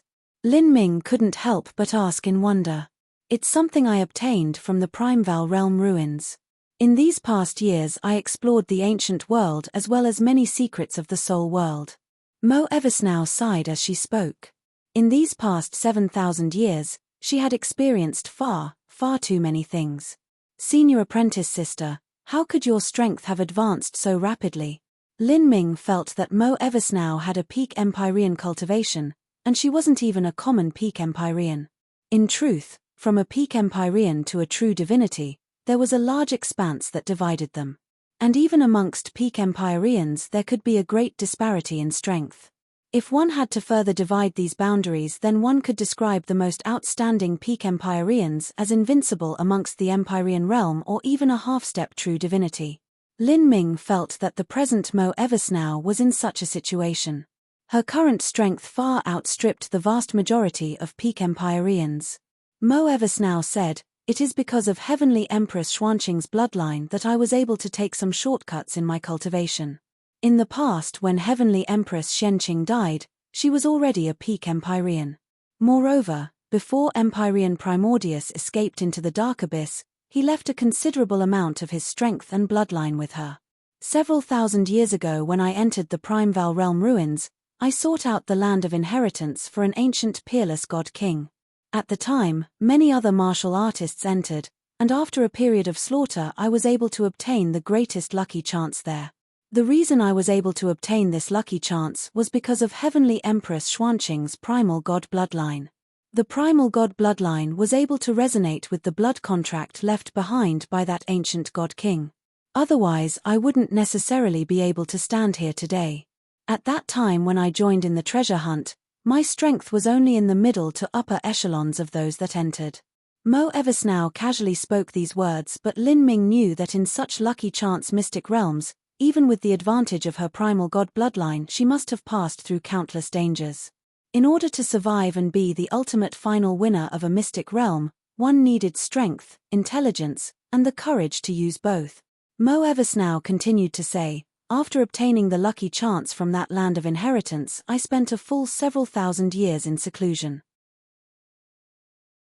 Within that land was a space and time enchantment where the flow of time inside was 5 times faster than outside. Inside 20,000 years was outside 4,000 years. Moreover, the laws inside weren't twisted so I could cultivate within. I used this time to completely fuse together my mortal body and soul, first slowly restoring myself to the peak strength that Heavenly Empress Shenqing once possessed. Then, I used the remaining 20,000 years to finish studying the various array formations and cultivation method inheritances, allowing my strength to go further. Once I left seclusion, my strength had already surpassed Heavenly Empress Shenqing by a great deal. Originally, Heavenly Empress Shenqing was the greatest talent that the primal god race had seen for hundreds of millions of years. When she was at her peak strength, she wasn't necessarily any weaker than the current Empress Okia. As for Mo Eversnow, her background wasn't poor either. While her soul slumbered in the magic cube for over 50,000 years, during the slow process of recovery she was also infused with the aura of the magic cube. Although she didn't reach the boundary of an eternal soul, her divine soul had many indescribably special characteristics that were out of the ordinary. Afterwards, when she fused with Heavenly Empress Xuanqing's mortal body, she underwent a nearly perfect fusion because of Heavenly Empress Xuanqing's willingness. Mo Eversnow used 20,000 years and the lucky chances she obtained through desperately risking her life to restore and even surpass Heavenly Empress Xuanqing's peak strength. This was also a reasonable matter. What happened afterwards? Lin Ming asked. After I gained enough strength, I passed through the Eternal Wall and entered the Dark Abyss. My original plan was to only explore the secrets of the abyssals. I didn't plan to truly come down here. After all, my mortal body is that of the primal god race and it is far too glaring in the abyss. Afterwards, I discovered that numerous ancient race clansmen lived in the Dark Abyss. If I messed within them, I wouldn't arouse any interest. With the ancient races being constantly enslaved over the years by the abyssals, they had lost their way and were on the road to destruction. I didn't want to see this occur because the primal god race has shown me great grace. The ancient god king's inheritance that Mo Eversnow found, and even Heavenly Empress Shenqing herself, both came from the primal god race, the strongest of the ancient races. The primal god race had shown great graciousness to Mo Eversnow, and now with the ancient races facing such a fate, how could Mo Eversnow just stand idly by? Mo Eversnow said, I decided to do something about it. I used several hundred years of time to slowly establish my net of influence in the Dark Abyss and then form the ancient god religion. This religion in actuality worships the glory of the ancient races from 10 billion years past. The gods of the ancient god religion include the Azura Roadmaster and the other powerhouses of the primal god race. After my efforts came to fruition, I launched the ancient god uprising. I created a holy land and divine kingdom. The array formations here were all arranged by me, and these array formations originated from the inheritances that I obtained. I set up a system of punishments and rewards, using the numerous treasures and cultivation methods I obtained from the land of inheritance as the rewards. I tried my best to inspire my subordinates to try their best to obtain merits, and at the same time I used all methods at my disposal to prevent abyssal spies from infiltrating our ranks. The scale of the ancient god uprising has grown larger and larger, and the Demon Association can no longer turn a blind eye to us. Rather, they have even started to mobilize elders to encircle us. I suspect that the Demon Association has used clues to slowly grasp information about me, and now with the Demon Association sending a surge of troops to Black Sand City, I suspect that soon there will even be a true divinity-level elder that appears. As Mo Eversnow finished speaking, Lin Ming was also worried. The Demon Association was a colossal force, and the high-level abyssals possessed unfathomable strength. If Mo Eversnow's influence were to be compared with them, there simply wasn't anything to say. However, for Mo Eversnow to accomplish all of this was already worthy of praise. To use glory and belief to stir up the hearts of the ancient race martial artists and then give them a boost with rewards. Like this, how could the ancient race clansmen not risk everything to fight for their futures?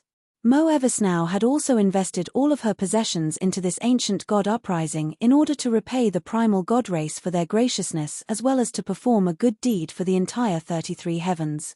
True divinity level elder. Lin Ming rubbed his chin. With his current strength, it wouldn't be too difficult to defeat a lower true divinity. But, to kill one wasn't easy. But luckily for them, they still had time. Mo Eversnow had hidden her depths and the Demon Association had seriously underestimated the strength of the resistance. That's right, senior apprentice sister, where has Fishy gone? When I spoke with Xiana, she said that you brought Fishy with you. In the past when Lin Ming met Fishy at Immemorial Imperial City, he had bought her from the slave auction and also placed her in the magic cube. She spent most of her time together with Mo Eversnow and the two of them shared deep sentiments with each other. This was also the reason that Mo Eversnow brought Fishy away with her when she left. However, upon mentioning Fishy, a dismal light actually crossed Mo Eversnow's eyes. With a bit of worry she said, "Fishy." She suddenly disappeared. Chapter 2093, Abyssal Ritual. Chapter 2093, Abyssal Ritual. She disappeared. Lin Ming was puzzled. How did Fishy suddenly go missing? Millimeter, Mo Eversnow shook her head. I have no idea where she went. When I passed through the Eternal Wall, she was still with me. But, the instant I was in the Eternal Wall, she seemed to be swept away by a spatial vortex and vanished. For all these years I've been looking for her but I haven't found any news. Sorrow and guilt weighed down Mo Eversnow's shoulders. She felt that she didn't take good care of Fishy. Spatial vortex, Lin Ming frowned. Fishy was an energy form and in truth she could attach herself to Mo Eversnow. But even in such a situation she was swept away by a turbulent space flow, and yet Mo Eversnow had remained fine. Something seemed unusual about this. Just what had happened? Seeing Mo Eversnow's sad expression, Lin Ming comforted her. Senior apprentice sister, you might not know this but Fishy is originally a life form produced from the purple card. If she was swept away by a spatial vortex then that might not necessarily mean something bad happened to her. It might even be a lucky chance, or perhaps she was even summoned by something. Lin Ming couldn't think of a reason, thus he could only remain optimistic. Now, no one knew whether or not Fishy was in the abyss. And even if she was in the abyss, wanting to look for her was no different from looking for a needle in the sea. And in fact, if Fishy was taken away as she passed through the Eternal Wall, she might not have even entered the abyss. Purple card, hearing Lin Ming mention the most mysterious of the three divine tools, a thoughtful light appeared in Mo Eversnow's eyes. If it had been the purple card that summoned Fishy, that would be the best possible result. But, where was the purple card? Could it be in the demon god's tomb? Mo Eversnow muttered to herself. The demon god's tomb located in the 18th layer of the dark abyss hid far too many secrets. What is in the demon god's tomb? The middle-aged man I spoke to convinced me to come here with secrets of the demon god's tomb. It's lucky he had some sudden inspiration to mention this, otherwise we might have never met. Lin Ming attached great importance to the demon god's tomb. It seemed to be the most mystical and most important location in the dark abyss. I don't have a complete understanding of the demon god's tomb. In my years in the dark abyss, I have killed some high-level abyssals and obtained their abyssal records for myself.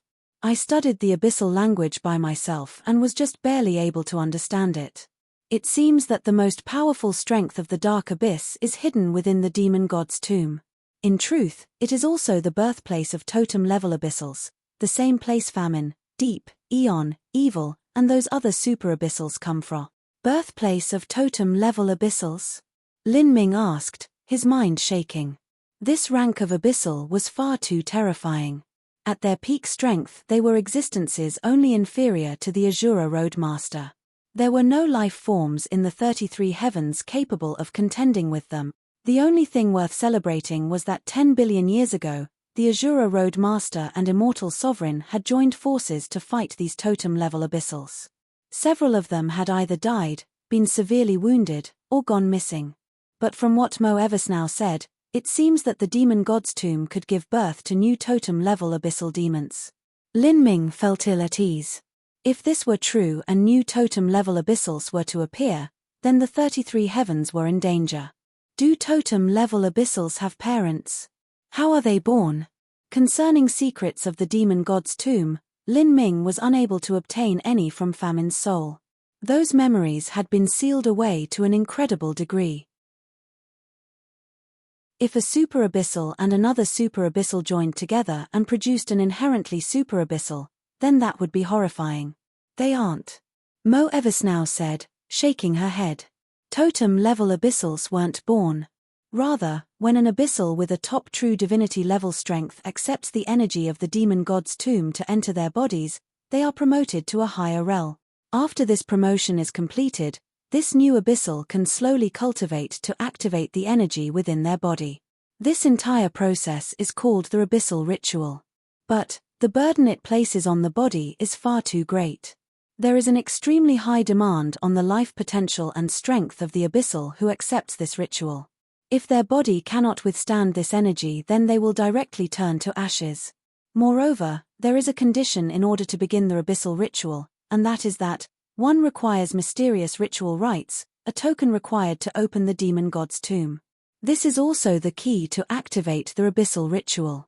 As Mo Eversnow spoke, a strange color flashed over Lin Ming's face. What is it? The ritual rites you spoke of is likely this, right? Lin Ming traced his spatial ring and a mysterious black book appeared in his hand. This black book was wrapped in grand mist energy and seemed as if it had a life of its own. It pulsated, as if a heart was sealed within. And this wisp of grand mist energy suppressed these life fluctuations. Originally, Lin Ming had to rely on the ancient Elysium seal to accomplish this, but after reaching a true divinity level strength he was able to use his grand mist energy to do the same. Seeing this black book, Mo Eversnow was immensely shocked. In some texts she had seen descriptions and records concerning the ritual rites. They were supposed to be written in a black book, and that black book was similar to the one Lin Ming was holding. This, where did you get it from? I obtained it from the hands of a saint race genius, and where he found it from was the Primeval Realm ruins. Lin Ming casually stated. Mo Eversnow was stunned speechless upon hearing this. So something like that happened. There are a total of 6 of these black ceremonial books, each one corresponding to one of the 6 great totem-level abyssals. Only when a totem-level abyssal dies will the corresponding black book appear. Every time the demon god's tomb is opened and the black book is used, and if the abyssal that withstands the ritual successfully passes the test, then the black book will vanish and no longer appear. On the other hand, if the abyssal that undergoes the ritual fails, then they will disintegrate to ashes and the black book will disappear into the void, appearing in some far-off and unknown place. Sometimes, the black book will even leave the dark abyss. Countless abyssals desire to obtain a black ritual tome, and many high-level abyssals will use all methods they have to search for one. However, to look for one cannot even be described as searching for a needle in an ocean. Thus there is a saying that an abyssal who obtains a black ritual tome is favored by the demon god and is also an inborn demon envoy. A demon envoy has an extremely high status in the dark abyss, because they have been favored by the demon god and also because their chances of passing the test and becoming a totem-level abyssal are the highest. I never imagined that this black ritual tome in your hand would actually have been obtained by a saint genius. What a cruel joke. The intelligent beings of the 33 heavens have actually received the favor of the demon god. Mo Eversnow shook her head, clearly showing contempt towards these abyssal legends. But Lin Ming hesitated for a moment, as if he were mulling over something. Millimeter? What are you thinking about? Mo Eversnow asked. I was just thinking on what to do with this ritual rites tome. Lin Ming rubbed his chin, opening the cover of the black book. The first sentence of the black book's title page was, "The tomb is the end, and also the beginning." Then, what was written was, "The one who possesses this book is the embodiment of Eon." Eon was the name of a totem-level abyssal. No matter which abyssal managed to withstand the baptism of the abyssal ritual, that demon would become Eon. And when Eon died, only then would this black book appear. What to do with the black ritual rites tome? Mo Eversnow furrowed her eyebrows. It doesn't seem as if it can be destroyed. The safest method would be to hide it in some place where no abyssal can find it, so that the dark abyss will forever be missing a totem-level abyssal. Or, we can come up with a plan to use the Black Book to set up a trap and draw in high-level abyssals and then kill them. But, this is extremely risky. It would need to be planned in great detail. Otherwise, it would be the same as giving treasures to the abyssals. For a time, all sorts of thoughts raced through Mo Eversnow's mind. However, Lin Ming shook his head. Senior apprentice sister, what I was thinking of just now was to do something else, and it might even sound a bit crazy. Millimeter? Mo Eversnow was startled. Senior apprentice sister, please look at this first. As Lin Ming spoke, he roared from the bottom of his lungs. His voice became bass and low, sandy and loud, as if peals of thunder echoed out in the skies.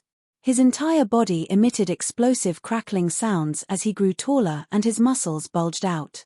Fierce plates of bone armor and scales appeared on the surface of his skin, and bone spikes jutted out from his knees and elbows. In just an incense stick of time, Lin Ming had become an abyssal demon. Mo Eversnow was utterly bewildered.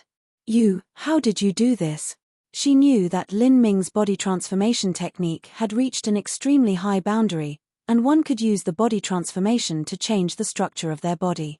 But to turn into an abyssal like Lin Ming did now was far too exaggerated. Moreover, she could feel the aura of an abyssal exuding from Lin Ming's body, and it was impossible to fake this sort of aura. I cannot even recognize you. If she hadn't stared blankly on as Lin Ming completed this transformation in front of her, then she wouldn't have recognized that the abyssal in front of her was a disguised human. Moreover, it would have been impossible for her to recognize Lin Ming. This camouflage was far too perfect. Well, this is a long story. Senior apprentice sister, I have the power of demon in my body. What I was thinking of just now was whether or not it would be possible for me to withstand the abyssal ritual. Lin Ming's words left Mo Eversnow panic-stricken. A human to withstand the abyssal ritual? This was too crazy. This is too dangerous. You simply don't know what will occur when you withstand the abyssal ritual. Even high-level abyssals can die when they withstand the abyssal ritual. And with your current strength. In truth, Mo Eversnow didn't know what the limits of Lin Ming's strength were. But, she shouldn't be wrong that Lin Ming's cultivation was at the Middle Empyrean realm. Even if she considered that Lin Ming possessed heaven-defying potential, he still couldn't be more formidable than a true divinity-level abyssal, right? Also, even if you managed to survive the abyssal ritual, this abyssal ritual is originally prepared for abyssal demons. If you withstand the ritual, will you even still be you? Mo Eversnow spoke her worries. Lin Ming said, my soul is protected by the magic cube, so there shouldn't be a problem. Moreover, I also plan to open the 7th Dao Palace, the twofold Dao Palace. Like this, it will be much safer for me.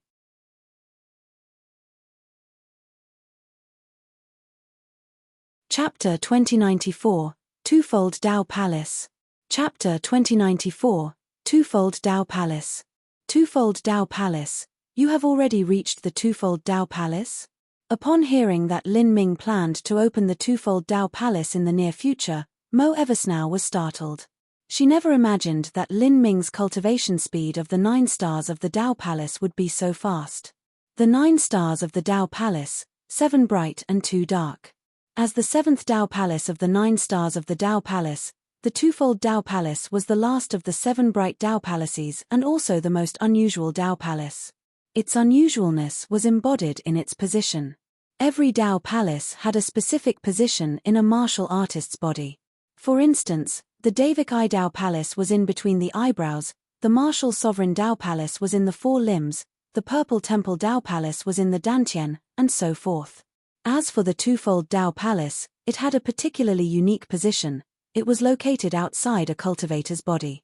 After the Twofold Dao Palace opened, it would condense into a star that appeared in the void not too far away from a martial artist. This star was named the Twofold Star. Then, the laws of the 9 stars of the Dao Palace would use this twofold star as the foundation, gathering infinite starlight and gradually taking the form of a person's phantom. This phantom would be completely similar to a cultivator in appearance. Thus, this was where the name of the Twofold Dao Palace came from. As the last of the 7 bright Tao palaces, the twofold Tao palace gathered the most strength of the 9 stars, several times that of the previous Tao palaces. This also meant that the twofold Tao palace was the mightiest of the 7 bright Tao palaces. When this starlight phantom first appears, it would have 50% of the true body's combat strength. After that, as long as the cultivator poured in a part of his source blood vitality and source soul, concentrating it into this twofold star, then it would be able to have a flesh and blood avatar. This avatar was named the twofold avatar. The more blood essence the twofold avatar received, the more powerful it would become. In addition, with the starlight of the highest heavens that the twofold Tao palace gathered, it would eventually become an extremely powerful weapon. Of course, because the cultivator branched out a part of their blood vitality, they would suffer some damage to their strength. But the degree to which they were injured would be far less than that increased strength brought about by the avatar.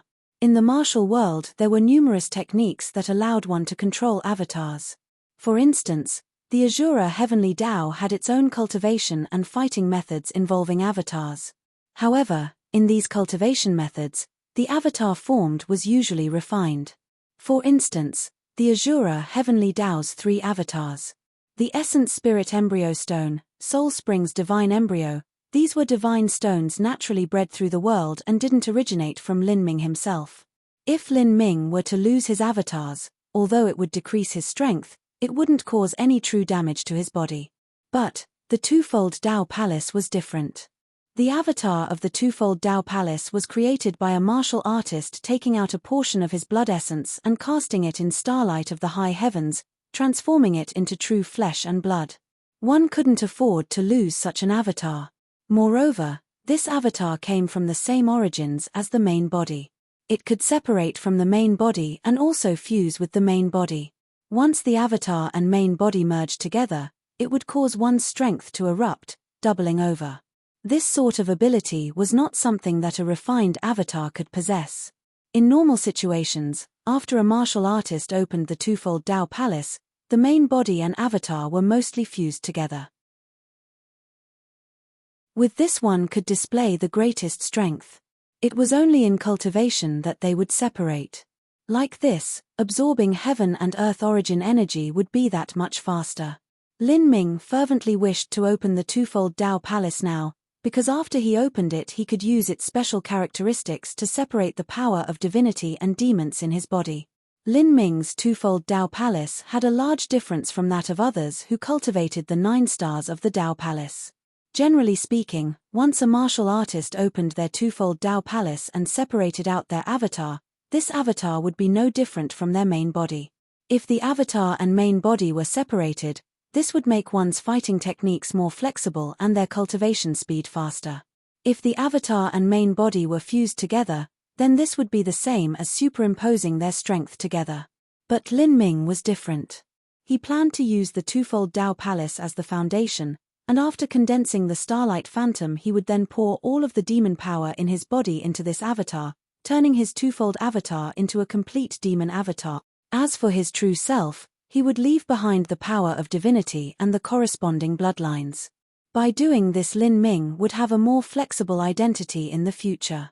He could fuse with his avatar whenever he wished and also separate whenever he needed to. As for this abyssal twofold avatar, it would be able to recklessly use the swallowing laws to swallow the power of demons while his main body absorbed the power of the world, allowing his cultivation to rise faster and faster. If so, then Lin Ming wouldn't need to worry that using such an evil and unorthodox cultivation method like the swallowing laws to rapidly increase his cultivation would make his foundation unsteady, nor would it cause a backlash. After opening the twofold Tao Palace and entering the demon god's tomb, he could even use his avatar to transform into the shape of an abyssal and undergo the abyssal ritual. Like this, there shouldn't be a problem. Lin Ming spoke his ideas to Mo Eversnow. As Mo Eversnow heard this, she was stunned for a long time. You want to form a demon avatar? Mo Eversnow felt this was all too inconceivable. How could Lin Ming have approached the 7th Tao Palace so quickly, and where did he obtain Famine's essence from? It should be possible. This avatar is myself and not something I seized. As long as I branch out a wisp of my source soul into my avatar, then it will be a second me. This is Just what have you gone through these past years? Mo Eversnow had long been wanting to ask this, but she didn't have a chance since there were so many matters to discuss. It should have been impossible for life forms of the 33 heavens to seize the body of an abyssal. If Lin Ming were to form a demon avatar in the future, this would be an unbelievable event. Lin Ming told everything he experienced in the last 7,000 years to Mo Eversnow without holding anything back. He described being chased down by Soaring Feather, his own source soul force being taken by Sheng Mai, his tribulations in the lower realms, his 7 reincarnations, his arrival in the wild universe, his absorbing of Famine's soul and controlling Famine's avatar, his overcoming 2 god kings and making them withdraw from the war between humanity and the saints. Towards Mo Eversnow, Lin Ming had no need or desire to conceal anything. She already knew about the secret of the magic cube, so what else was there left to hide? After listening to Lin Ming's experiences, Mo Eversnow fell silent for some time. For these past years, Lin Ming's experiences were simply far too bizarre. From the verge of death, to the abyss of despair, to standing up tall once more, to entering the wild universe and turning the tides, to becoming a leader of humanity and being titled the human sovereign, it wouldn't even be enough to describe Lin Ming's life as one that experienced simple ups and downs. She thought that with all the lucky chances and life-or-death slaughters she encountered in the Primeval Realm ruins, her life had been considerably adventurous. But when compared to what Lin Ming had experienced, it seemed quite bland instead. So the reason you went missing in the past was because of Sheng Mai. Mo Eversnow was at a loss for words. She just couldn't understand why Sheng Mai did what she did. You said that Sheng Mai has a great enmity with the Soul Emperor, and after she took away your strength she still left behind a wisp of her source soul in your body, and even sealed her primordial yin and grand reincarnation art into it. But what is the meaning behind doing all of this? In that sort of situation, the chances of you overcoming the odds to rise once more were nearly zero. Sheng Mai didn't know you had the magic cube either, so why would she think you could restore your strength? Lin Ming sighed and shook his head. I am not sure either. Her methods at the time were probably the only choice she could make after she joined the Soul Emperor and found herself powerless to do anything. At that time, I truly would have died, but Sheng Mai relied on the faintest glimmer of her intuition to leave behind one last hope for me, as well as one last hope for her. Sheng Mai was a woman no different from a puzzle. Thinking of her, Lin Ming once more recalled the mysterious peerless woman who had appeared in the cold ice mirror and whose remains were left behind in the center of the eternal wall. To surpass a river of time that flowed for 10 billion years, Sheng Mai and that mysterious woman were no different from a martial artist and their twofold avatar. Just how could they be related? Sheng Mai and the Soul Emperor's fate, all that she did to him, everything left Lin Ming with extremely complicated feelings towards Sheng Mai. She was neither good nor evil. She seemed to have seen the limitless scenery of the world, and also seemed to be shouldering a pitiful and sorrowful story. However, no matter what her life experiences were, no matter what it was she wanted, Lin Ming knew that 7,000 years ago when he was being hunted down by Soaring Feather God King without hope of escaping, when he was also being eyed by the Soul Emperor on another side, it was Sheng Mai who had saved him. This graciousness was not one that Lin Ming would forget, even if Sheng Mai's methods had been filled with riddles. The feeling she emitted was like a pearl shrouded in the darkest fog. 10 billion years ago a flower falls and 10 billion years later a flower opens. To overcome the samsara of 10,000 lives, unaffected by karma, fated for life and death.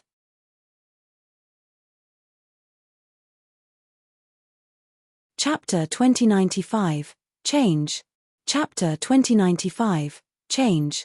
Black Sand City possessed the largest slave trade in the 12th layer of the abyss. After the ancient god uprising erupted, not only was its business not affected but it became increasingly busy. For several months, every month there would be at least 20,000 slaves transported to Black Sand City. On this day, there were already at least 200,000 slaves gathered at Black Sand City. These slaves were all high-quality goods that were carefully selected. Many of them were shipped out from the Demon Association in the 16th and even 17th layer of the abyss. In order to train better slaves, the Demon Association would allow some ancient race slaves to cultivate to the Holy Lord realm. But, to fully control these slaves, The Demon Association gave them incomplete cultivation methods that would only allow them to reach the Holy Lord realm. In addition, with the slave seals planted in their spiritual seas and the special training and enslavement process, this meant that the chances of these slaves escaping their control was near zero. Of course, they could still have their free will restored if they were rescued and had their slave seals undone by a high-level master. A Holy Lord-level slave could sell for a sky-high price. As for a World King-level slave, those were nearly non-existent. If they existed, they were also specially raised by high-level abyssals for their own enjoyment.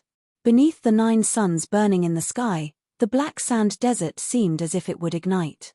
The reason the sand here was black was because there was dark steel in it. Underneath the heated sun, the dark steel could easily burn a person's foot. If a vicious bird egg was buried in the sand, it would only take an incense stick of time to cook it. However, to some mounts, this burning hot sand wasn't anything at all. Bang! A green monster's foot came smashing down like a pillar, leaving a foot-deep footprint in the burning hot sand. This was a cyclops and also a variation cyclops. It was larger than an ordinary cyclops as well as stronger and faster. Of course, its price was over 10 times that of an ordinary cyclops. An ordinary cyclops was already considered a luxury commodity. This variation cyclops was not something that the average person could hope to ride. And at this time, the one riding this cyclops was Lin Ming. He had taken the appearance of an abyssal. A year had already passed since Lin Ming entered the dark abyss. For this year, Lin Ming spent most of his time in the Black Sand Desert with the ancient race rebel army. The rebel army and the Demon Association collided several times, and Lin Ming took the shape of a human to quietly kill over 1,000 abyssals. This even included a Middle Empyrean abyssal that guarded Black Sand City. When Lin Ming killed these abyssals, they simply collapsed upon the first strike. Thus, they weren't able to temper his fighting skills at all. However, he was able to further practice his swallowing laws. The power of demons in every abyssal was absorbed by Lin Ming. Slowly, he became increasingly proficient in his swallowing laws, soon achieving almost the highest boundary he could reach. Lin Ming had now made all of his preparations. After absorbing so much energy, he could attack the late Empyrean realm as well as open the twofold Dao Palace. And the direct result of Lin Ming striking down an Empyrean of Black Sand City was that the Demon Association wasn't able to sit idly by any further. They never imagined that the ancient god religion and the resistance would be so difficult to deal with. Not only did the rebel army repeatedly outmaneuver their armies, but they even killed an Empyrean. This simply defied all common sense. Now, the ancient god resistance had become a thorn in their eye that they had to pull out. Soon the Demon Association would take action. A month ago, the ancient race rebel army intercepted a force of abyssal enforcers that were escorting ancient race slaves. After killing these abyssals, the ancient race rebel army rescued 5,000 ancient race slaves. These 5,000 slaves had extremely high levels of talent and their cultivations were also very good.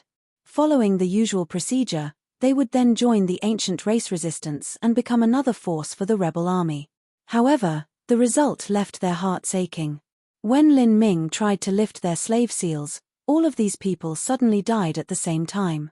Lin Ming could only stare helplessly on as these 5,000 ancient race youths died as blood gushed out from their heads.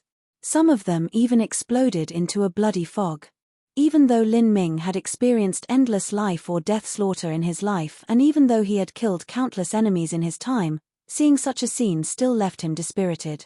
Lin Ming didn't need to investigate anything to know that the Demon Association had tampered with the slave seals, making it so that any movement would cause all of them to die. This was to prevent the ancient race rebel army rescuing the slaves, and this would also prevent the ancient race rebel army growing in strength. The tactics of the Demon Association were similar to the kamikaze tactics used by mortal nations in war, to kill 1,000 enemies by sacrificing 800. In this way, it would be useless for the ancient race rebel army to rescue the slaves. This was equal to accelerating their death. The Demon Association's methods caused the ancient race martial artists to be filled with anger. However, there was nothing they could do. Currently, they had no ability to frontally engage the Demon Association. They could only use guerrilla tactics to fight them, But now, even this tactic had been denied by the Demon Association, thus they had become idle. They couldn't fight in Black Sand City, and yet wandering in the wild wasn't meaningful either. For a time, the ancient god rebel army's morale hit a low point. But at this time, more shocking changes occur. The Demon Association sent a black-robed elder to Black Sand City. The highest authorities in the Demon Association were the black-robed elders. Every black-robed elder was a true divinity-level abyssal. Even in the dark abyss, true divinities weren't cabbage found everywhere. They only existed in top influences and were also the highest authorities in these influences. The Demon Association never imagined that there would be a day where they would have to send out a black-robed elder to suppress a slave uprising. However, now that the slave rebel army had managed to stir a black-robed elder to action, this also meant that their game had come to an end. This was because a true divinity-level abyssal's divine sense was far too powerful. A black-robed elder would surely be able to find the hideout of the rebel army using his sense, and that would be the apocalypse of the ancient god uprising. The only reason the Demon Association tolerated the ancient race rebel army at the beginning was because the true divinities couldn't be bothered with such little matters. But, once they moved in earnest, extinguishing a rebel army wouldn't be any more difficult than slaughtering a dog. The arrival of the Demon Association's black-robed elder left the ancient race rebel army flustered in a panic. It was obvious that it wouldn't be long before the Demon Association would lay siege to them. Ultimately, the ancient god rebel army was only a ragtag gathering of freed slaves. They didn't have any system of cultivation methods or military training, and although they were willing to sacrifice themselves to restore the past glory of their people, their total fighting strength wasn't too formidable. For a time, the various squad leaders of the rebel army gathered together. They frequently came to seek an audience with Mo Eversnow, or they met together to secretly discuss how to deal with the Demon Association. Many people thought of evacuating the 12th layer of the abyss and fleeing to the 11th layer. But this wouldn't be much safer because a true divinity-level powerhouse of the Demon Association would be much faster than they were.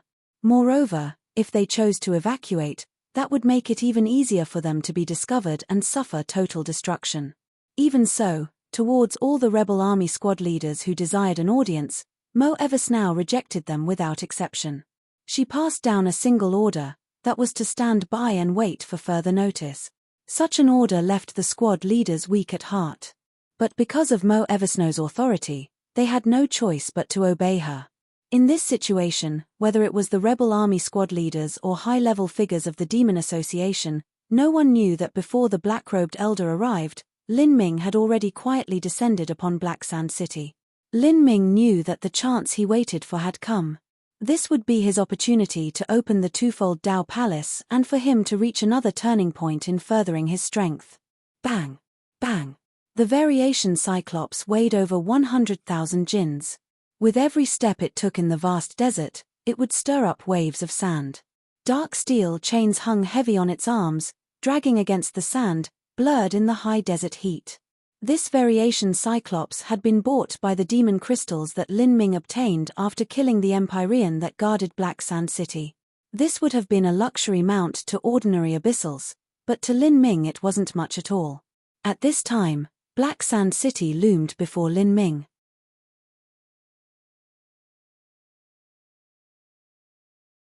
Chapter 2096, Ancient Race Slaves. Chapter 2096, Ancient Race Slaves. As Lin Ming rode the variation Cyclops into the city, he could see the city guards eye him with awe and envy in their eyes. In the dark abyss, wealth was proportional to strength. Only powerful abyssals had the right to be wealthy. Otherwise, even if one came from a great family, they still wouldn't obtain any wealth. To abyssals, they were incredibly indifferent to family-kin relationships. High-level abyssals would never favor their own descendants. For this past year, although Lin Ming had been annoying the Demon Association from the back, this was the first time he truly came to Black Sand City. Black Sand City was an extremely busy and lively city. In terms of population density, it was much greater than Demon Snake City. Black Sand City's streets were broad and spacious. Lin Ming could recklessly ride his variation Cyclops into the street. And other abyssals would politely allow Lin Ming to pass through without complaint.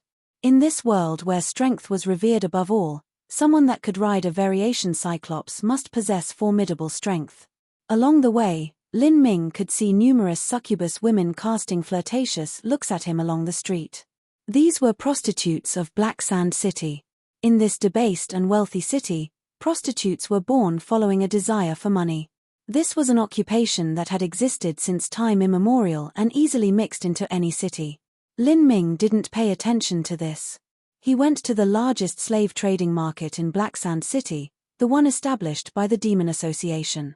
This slave market was like a city within a city. It had high city walls, and the inside of the city walls was completely different. As Lin Ming walked in, he discovered that sealed within these city walls there was an independent dimensional realm. This world was 1,000 miles in radius, and numerous palaces floated through the air, along with opulent jade palaces and celestial mountains that floated amongst the clouds. It was hard to believe that such a scene was a slave market of the dark abyss. In fact, this place seemed like an Empyrean holy land established by the life forms of the 33 heavens. "Sir, what type of slaves are you wishing to purchase?" After Lin Ming appeared, a pretty succubus demon welcomed him. Her voice was delightful and captivating, and she spoke in the higher abyssal language. It was clear that Lin Ming possessed a royal bloodline, and his mount proved how wealthy he was. This made the succubus demon even more attentive towards him. "Bring me to take a look." As Lin Ming spoke, he had already flown into the skies.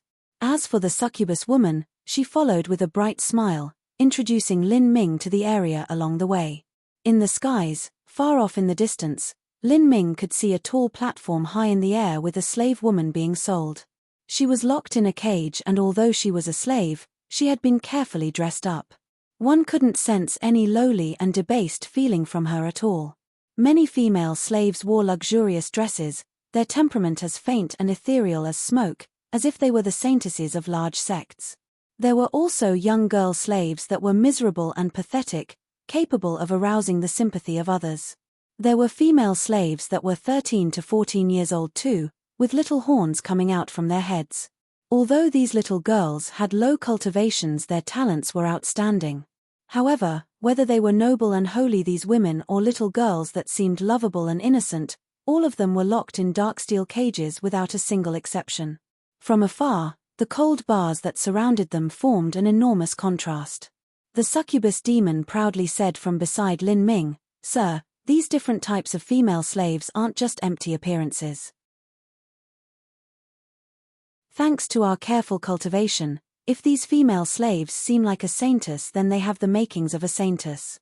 If they are like little girls, they are also gentle and lovable.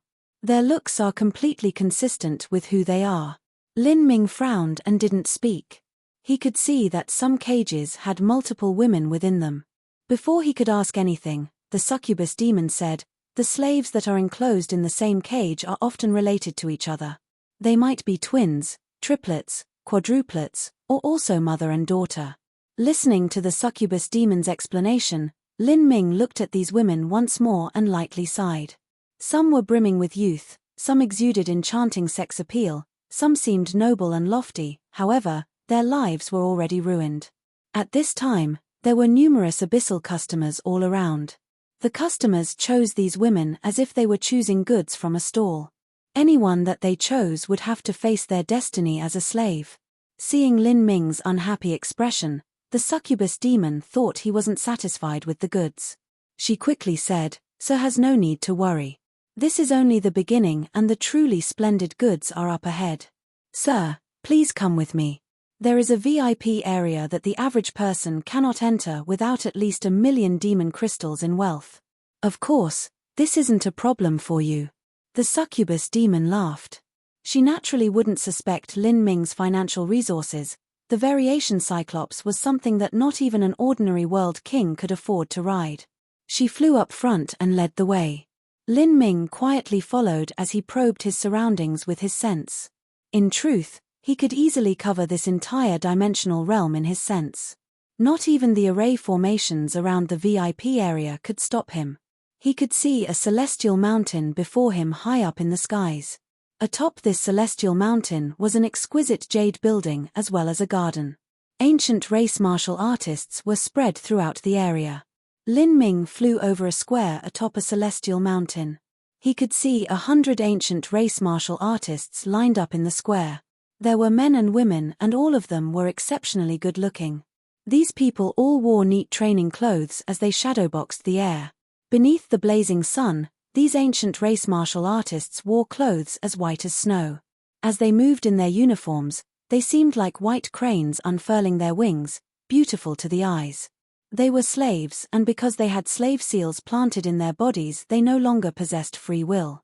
The orders they obtained were to happily demonstrate their skills, thus the state of mind they displayed was one of happiness and joy. If Lin Ming didn't meet these people in the dark abysses Black Sand City, he would think that he had come to an ancient race holy land. Then, Lin Ming flew over a medicinal garden. He could see a dozen some women in floral clothes carefully tending to the plants. They were all young and beautiful with outstanding figures and faces as perfect as a flower fairy in full bloom. Another dozen some young girls skipped through the garden trying to catch butterflies, a truly beautiful scene. However, although this was a beautiful scene, Lin Ming merely sighed with emotion as he saw this. This was because the more beautiful these young girls were, the happier they seemed, the easier it was for them to be bought. And, the fate that awaited them was truly pitiful. For instance, if an abyssal species that only had males were to purchase one, then that woman would end up being a body for those abyssals to reproduce.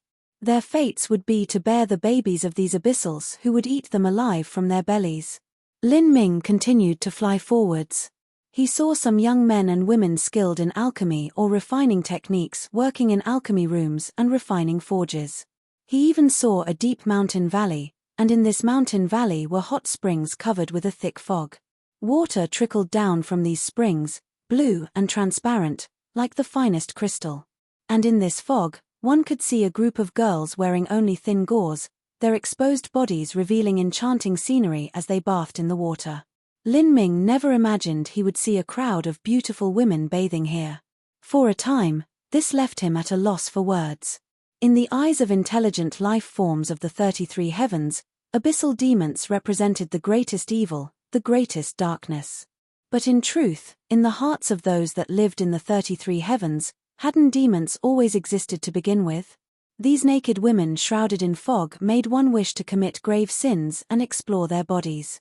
If the intelligent beings of the 33 heavens were to stand here, they might also be unable to help themselves and would try to purchase these young women. Seeing Lin Ming stop in the valley, the succubus demon revealed a thoughtful smile. She said, "Only those that wish to purchase these female slaves and also pay down a deposit are able to go into the valley below. Otherwise, if these top-grade female slaves are seen by countless abyssals every day, they wouldn't be able to sell for a high price." Lin Ming was silent for a moment. Then, he suddenly said, "The price tags, bring all of them over." Lin Ming's words were simple and to the point.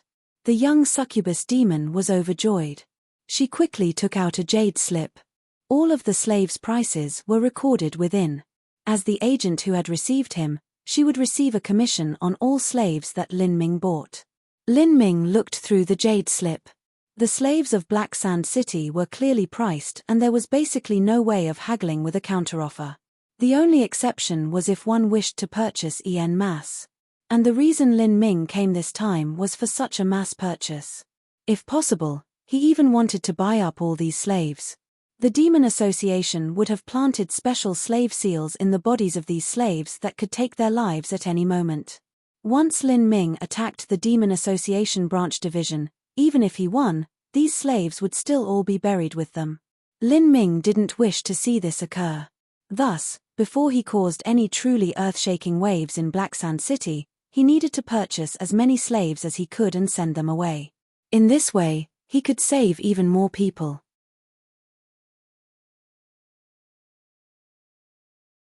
Chapter 2097, The Final Request. Chapter 2097, The Final Request. What does Sir think? If Sir is satisfied, then you may feel free to take a look. These slaves are all high-quality goods with superior talents, and they have also been trained since childhood in all manners of skills to please and pleasure you. Moreover, all of them are virgins. The succubus demon leaned in close to Lin Ming's ears and blew out her steamy breath. She didn't believe that Lin Ming would be able to resist such temptation. Of course, if he wished to go down and recklessly play with them, then he would need to pay the deposit money and also purchase the slaves too. Lin Ming shook the jade slip in his hands, glancing over the prices. Although he already knew the approximate pricing of these female slaves, seeing the long line of numerals still left him slightly flabbergasted. These slaves were far too expensive. However, Lin Ming was also extremely wealthy. For the last year he had killed hundreds and thousands of abyssals, including even an Empyrean-level abyssal. He was already wealthy to begin with, and when he came to Black Sand City he also brought the numerous demon crystals that Mo Eversnow had. In these past years, the ancient god rebel army had accumulated an astronomical level of wealth. The deposit money is here. I will buy them all. Lin Ming took out a spatial ring and flicked it towards the succubus demon. The succubus demon grabbed it and probed it with her sense. She was immediately shocked. Within this spatial ring were piles upon piles of demon crystals. It was simply hard to estimate how many there were. Let alone the some young girls bathing in the spring below. Even if there were hundreds of them, this money would be more than enough. And from what Lin Ming said just then, this was also only a deposit. Deposit money. This meant that Lin Ming would take out even more wealth and buy even more slaves. Thinking of this, the succubus demon was immediately excited. Sir, you are far too generous. Would you like to go down now to take a look? She thought that after Lin Ming bought the young girls in the valley, he would certainly dive into that warm pond and enjoy himself in devouring those beautiful women. But she never imagined that Lin Ming would issue a terse order, have those people put on clothes and follow me. Put on clothes. The succubus demon was stunned. The Demon Association Branch Division had spent a considerable amount of effort to arrange the scene below, and yet this royal abyssal had no intention of doing anything with the young girls. To have such beautiful young girls put on clothes, wasn't that just a waste of goods? Although she was puzzled in her heart, in Black Sand City a customer's requests were everything. The succubus demon could only act accordingly. All of the young girls in the valley were ordered to rise up, dry their bodies, and then put on clothes to follow Lin Ming. Then, Lin Ming went to the high platform he saw before. The slaves here were all enclosed in iron cages. In this giant slave market there were some slaves that showed a positive demeanor. But there were even more young girls who were only giving performances in the iron cages to attract customers. There was no young girl willing to be held in an iron cage as a commodity to be sold and bought. Like this, whether they were ephemeral saintesses or little girls that seemed to be treasures of families, they were only maintaining their outer appearance beneath the threats of the Demon Association. Lin Ming could actually see their bodies gently shaking. Some girls were pale with beads of tears at the corners of their eyes. They were nervous but also pitiful. To the abyssals, the delicate and fragile appearances of these female slaves could arouse the beastly desires in their hearts. There was even the rare kind-hearted abyssal who would feel a protective desire upon seeing these slaves. Even so, no matter who they were, they would still buy these slaves. Raise your head. Stand at the front of the iron cage for me. As Lin Ming stepped before an iron cage, two identical young girls shrank back into a corner, subconsciously lowering their heads. They didn't dare to look at Lin Ming now because his appearance was simply far too fierce. To these young girls who had just bloomed, it was hard to imagine just what sort of master Lin Ming was and what awaited them. I'm speaking to you too. Are you deaf? Near the iron cage, an iron claw demon raised a whip, enraged at the disrespectful appearance they showed towards Lin Ming. He lashed out his whip and the two young girls panicked upon seeing this. These iron claw demons were extremely skilled in using their whips to cross through the slits of the iron cage and strike the girls' bodies. The strike would hurt but it wouldn't break their skin, in order to avoid leaving behind scars. The two young girls subconsciously closed their eyes. However, the pain didn't arrive. They opened their eyes and saw that the iron claw demon's whip had been grabbed by a towering abyssal before it fell. Compared to this large abyssal, the iron claw demon seemed as small as a chicken. The iron claw demon smiled apologetically. I apologize for this shameful sight. These little girls only arrived a short time ago and are still a bit wild. Slashing them with a few whips will be enough. Lin Ming looked upon the Iron Claw Demon, revealing a bit of killing intent in his eyes that caused the Iron Claw Demon to shrink away, a cold chill running down his back. You. The Iron Claw Demon gulped, not sure of what to say. He didn't want to offend such a powerhouse. Luckily for him, Lin Ming had already turned his head, giving the Iron Claw Demon a chance to catch his breath. I'll buy them, Lin Ming coldly said to the succubus demon behind him. The succubus demon was overjoyed. As for the two young girls in the cage, they were flustered, unaware of just what fate awaited them. After becoming slaves, they didn't expect any brilliance or glory in their lives, just surviving would be enough. However, although this abyssal before them seemed ferocious, he had still stopped the Iron Claw Demon from striking their bodies. He shouldn't be some cruel pervert, right? As the two young girls were thinking like this, they developed wild hopes of Lin Ming. They left the iron cage and followed behind him. Lin Ming didn't speak.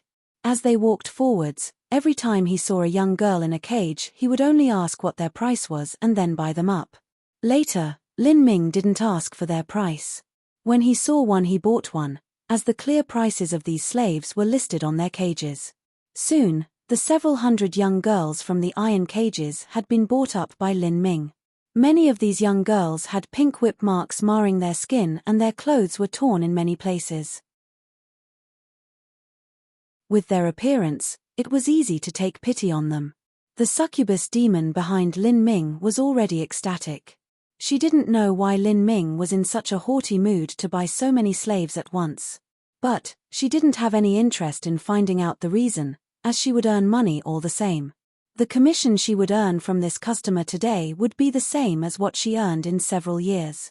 For all the slaves that Lin Ming bought, he would branch out a part of his soul force to enter their spiritual seas and refine the slave seals there. Like this, these slaves were turned over to Lin Ming for him to control. As for the slave seals, the array formation spells that would cause the slaves to instantly die were also lifted.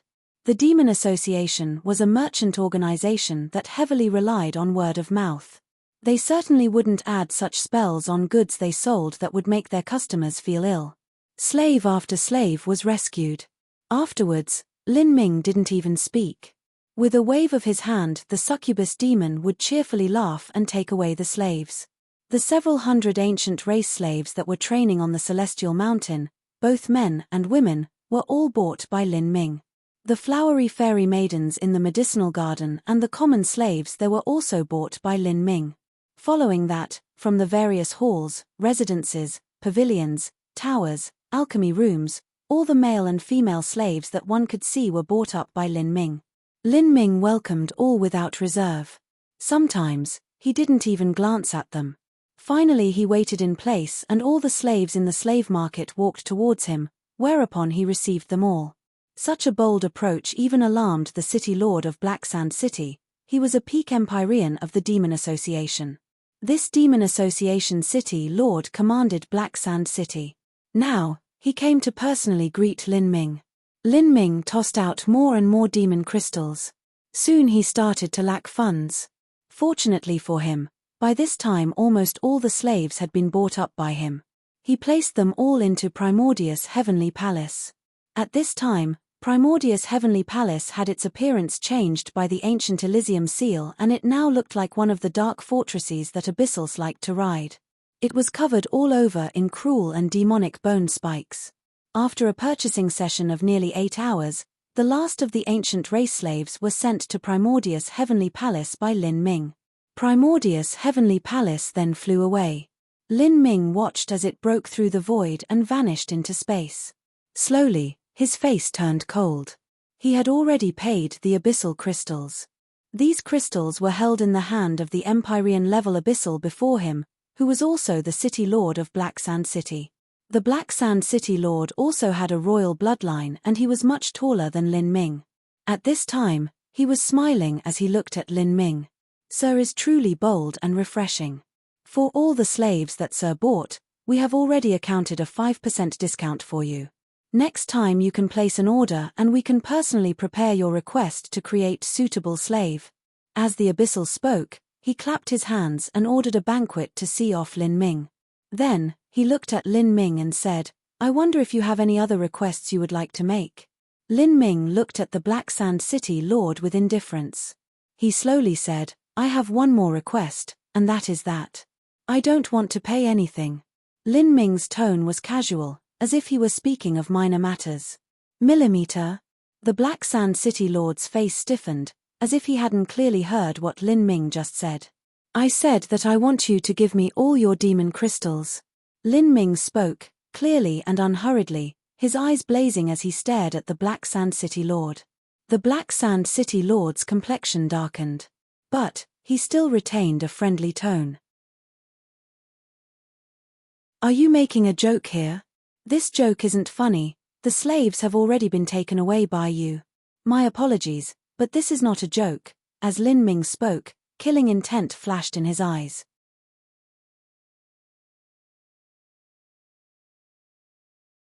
Chapter 2098, Luring Out the Snake.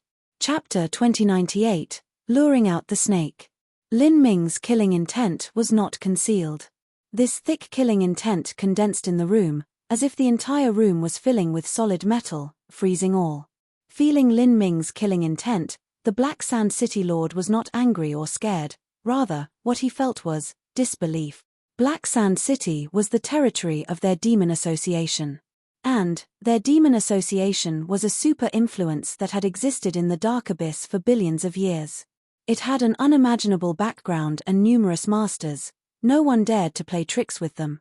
Moreover, in Black Sand City, there was currently a true divinity abyssal standing guard. Yet an abyssal actually dared to stir up a mess in Black Sand City. Did he have a death wish? The Demon Association didn't fear anyone. Although it seemed that Lin Ming's background wasn't simple, the Black Sand City Lord didn't even place him in his eyes. "I don't mind if you say that. In my opinion, these ancient race slaves aren't some commodity to be bought and sold by others to begin with. Are they just because you think they are? So, I want you to give me back those spatial rings I just gave you a moment ago." Lin Ming ignored the Black Sand City Lord's anger and continued to speak in a casual tone, just like a calm lake. But as these words fell into the Black Sand City Lord's ears, his killing intent only became that much thicker. "You have no idea of death or danger," the Black Sand City Lord gnashed out. The Abyssal Demon's cultivation system was completely different from that of the 33 Heavens. The Black Sand City Lord couldn't completely distinguish Lin Ming's cultivation, but he could approximately feel that Lin Ming's cultivation was lower than his own. A person with a weaker cultivation actually dared to repeatedly push his limits. Was there something wrong with his brain? Although there were many species of low intelligence amongst the Abyssals, such as the Cyclops or Black Armor Demons, it was clear that Royal Abyssals were different. "I will give you one final chance to take back the words you just said and immediately get out of Black Sand City. If so, I will pretend nothing occurred just now. And if you don't, then I will have you die here without a grave."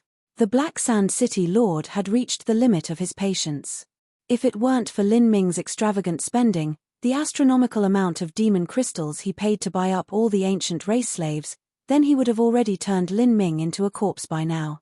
However, his warning seemed to have no effect at all. Lin Ming silently took out a black spear. This was the Black Dragon Spear. In Lin Ming's abyssal form, the Black Dragon Spear had changed its shape, becoming even fiercer and more deadly. Seeing Lin Ming extract his weapon, the Black Sand City Lord's face turned icy cold. "You are seeking death." After saying these 3 words, the Black Sand City Lord attacked. His weapons were his claws. For many Abyssals, their bodies were their best weapons. The sharp and vicious claws grasped towards Lin Ming's throat. During this attack, the Black Sand City Lord used his own laws. Black flames lit up over his claws. These were abyssal flames that could burn down all of existence. Compared to fire attribute cultivation methods of the 33 Heavens, this possessed an even more terrifying might. But the moment the Black Sand City Lord attacked, so did Lin Ming. He revolved the strength within his body to the limit, emulating the abyssal method of fighting. Grasping the Black Dragon Spear, he brought it smashing downwards. A thick spear light directly pressed down upon the Black Sand City Lord, capable of shattering mountains and rivers. Capture. The moment Lin Ming fought with the Black Sand City Lord, a horrifying energy vortex tore everything around them into pieces. The immortal palaces of the slave trading market, the platforms, the various buildings, all of them were instantly reduced to ashes. Even many of the abyssals responsible for overseeing the slaves were sucked up into this energy storm and mercilessly killed. Just how terrifying was a battle between a peak Empyrean and a true divinity-level master? In just a single collision, everything within a scope of 100 miles had been annihilated, and this was even with the protection of array formations. And if it weren't for these protective array formations placed everywhere around the slave market, then this entire dimensional realm would have turned to dust. In the turbulent flow of energy, the Black Sand City Lord was sent flying away. He crashed into a celestial mountain so hard that it brought the mountain tumbling down. His body was broken in countless places and he was buried in a bloody heap of rocks. It was already impossible to find him. What happened? What is going on? Many abyssals were unsure as to what had occurred. They flew about and saw Lin Ming grasp a black spear, standing atop ruins. It seemed as if mountains and rivers had collapsed in front of him. At this moment, Lin Ming took the black dragon spear and pounded the ground. Bow! With a loud explosive sound, the earth violently trembled. Giant shockwaves swelled outwards like tsunamis. With the black dragon spear as the center, the shockwaves spread in all directions, catching all the abyssals that were flying in the air.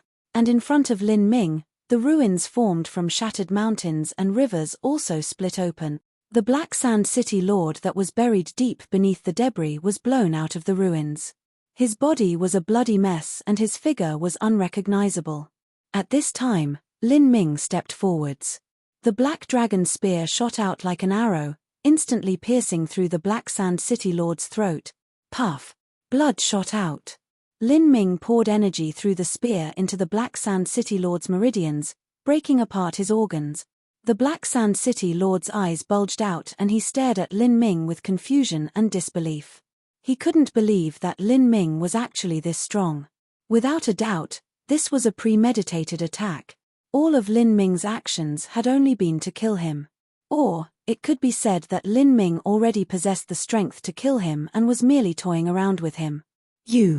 Abyssal demons possessed an incomparably powerful life force. Even though the Black Sand City Lord was wounded so heavily, he still hung on to one final breath. Bubbly blood frothed out from his mouth and his lips shook. With cold indifference, Lin Ming reached out a hand and took back all the wealth he had handed the Black Sand City Lord earlier, including even the Black Sand City Lord's own spatial ring. I already said that these things are to be returned to me. As Lin Ming spoke these words, the Black Sand City Lord was so enraged he nearly vomited more blood. The Demon Association will not let you go, you. The Black Sand City Lord's head was lopped off. The world turned upside down and then he stared helplessly on as Lin Ming took away his corpse before leaving the dimensional realm where the slave market was located. This was also the last image he saw. At this time, a loud rumbling sound like thunder echoed throughout the entirety of Black Sand City. This sound contained endless anger. It was like the punishment of the highest heavens, destroying all. Who are you? You killed my Demon Association's City Lord. Lin Ming paused his step. He knew who the master of this voice was. It was the black-robed elder sent out by the Demon Association to guard Black Sand City, as well as his true target. That brief fight just now had only lasted a mere spark of time before the Black Sand City Lord was cut down, making it impossible for those Demon Association elder who was in seclusion to help rescue him. Hum. Black clouds began covering all of Black Sand City. The 9 suns high in the sky were already hidden away. Clouds as dark as ink poured out, rolling through the world.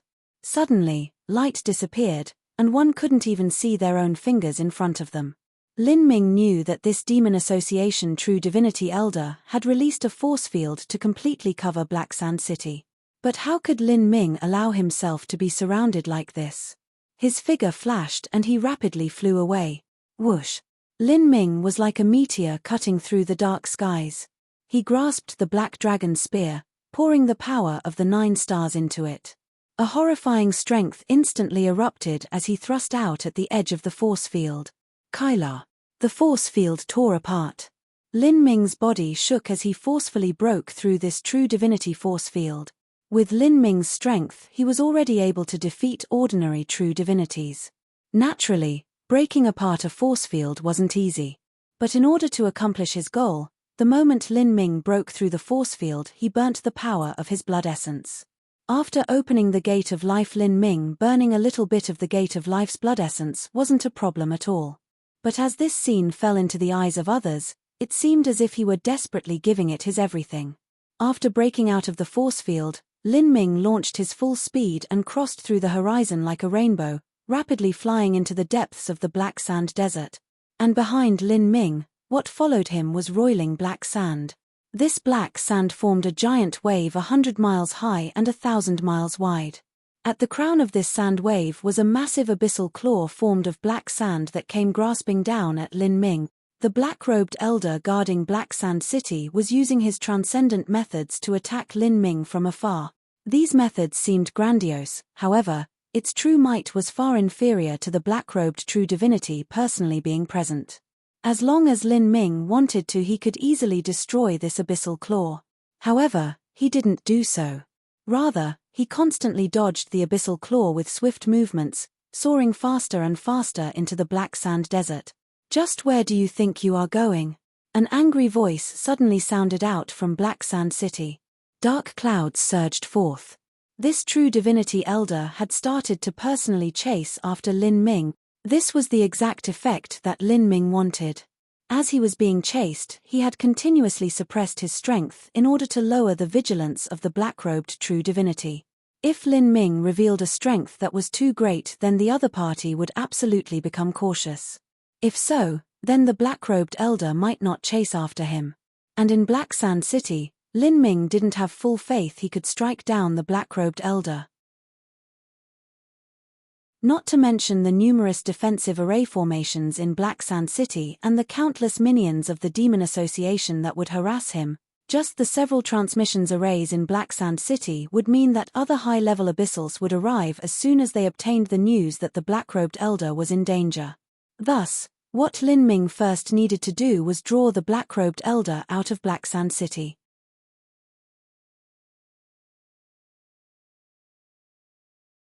Chapter 2099, Void Sea. Chapter 2099, Void Sea.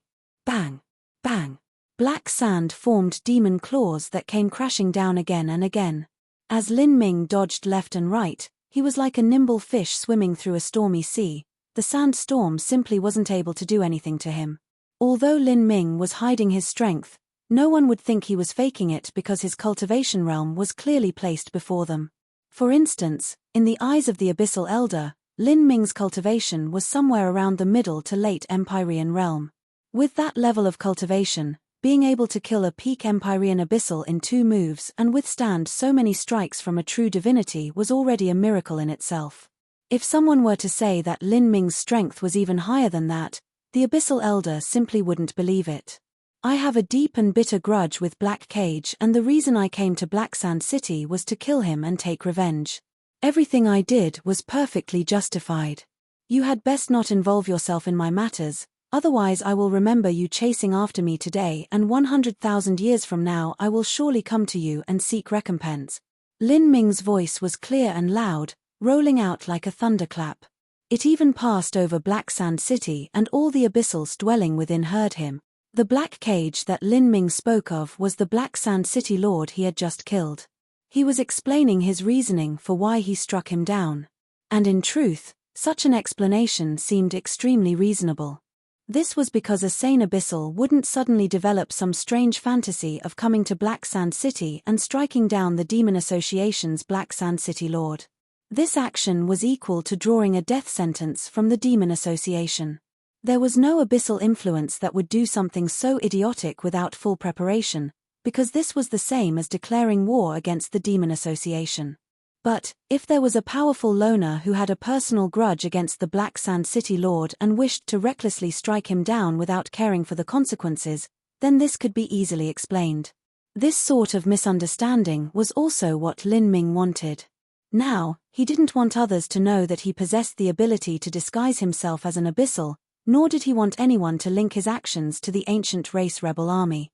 If this was only a simple revenge kill, then all would make sense. But, when Lin Ming explained his reasoning for killing the Black Sand City Lord, the true divinity elder became even more enraged. Not only did this unknown abyssal kill the Black Sand City Lord while he was present, but he also dared to make threats while trying to escape. He had received the highest orders from the Council of Elders to guard Black Sand City and crush the ancient god uprising. Now, before he had suppressed the uprising, the Black Sand City Lord had actually died. Moreover, he had been personally attending Black Sand City at the time. This was simply a stain upon his name. Thus, when Lin Ming spoke those words just then, it only strengthened the true divinity abyssal elder's desire to kill him.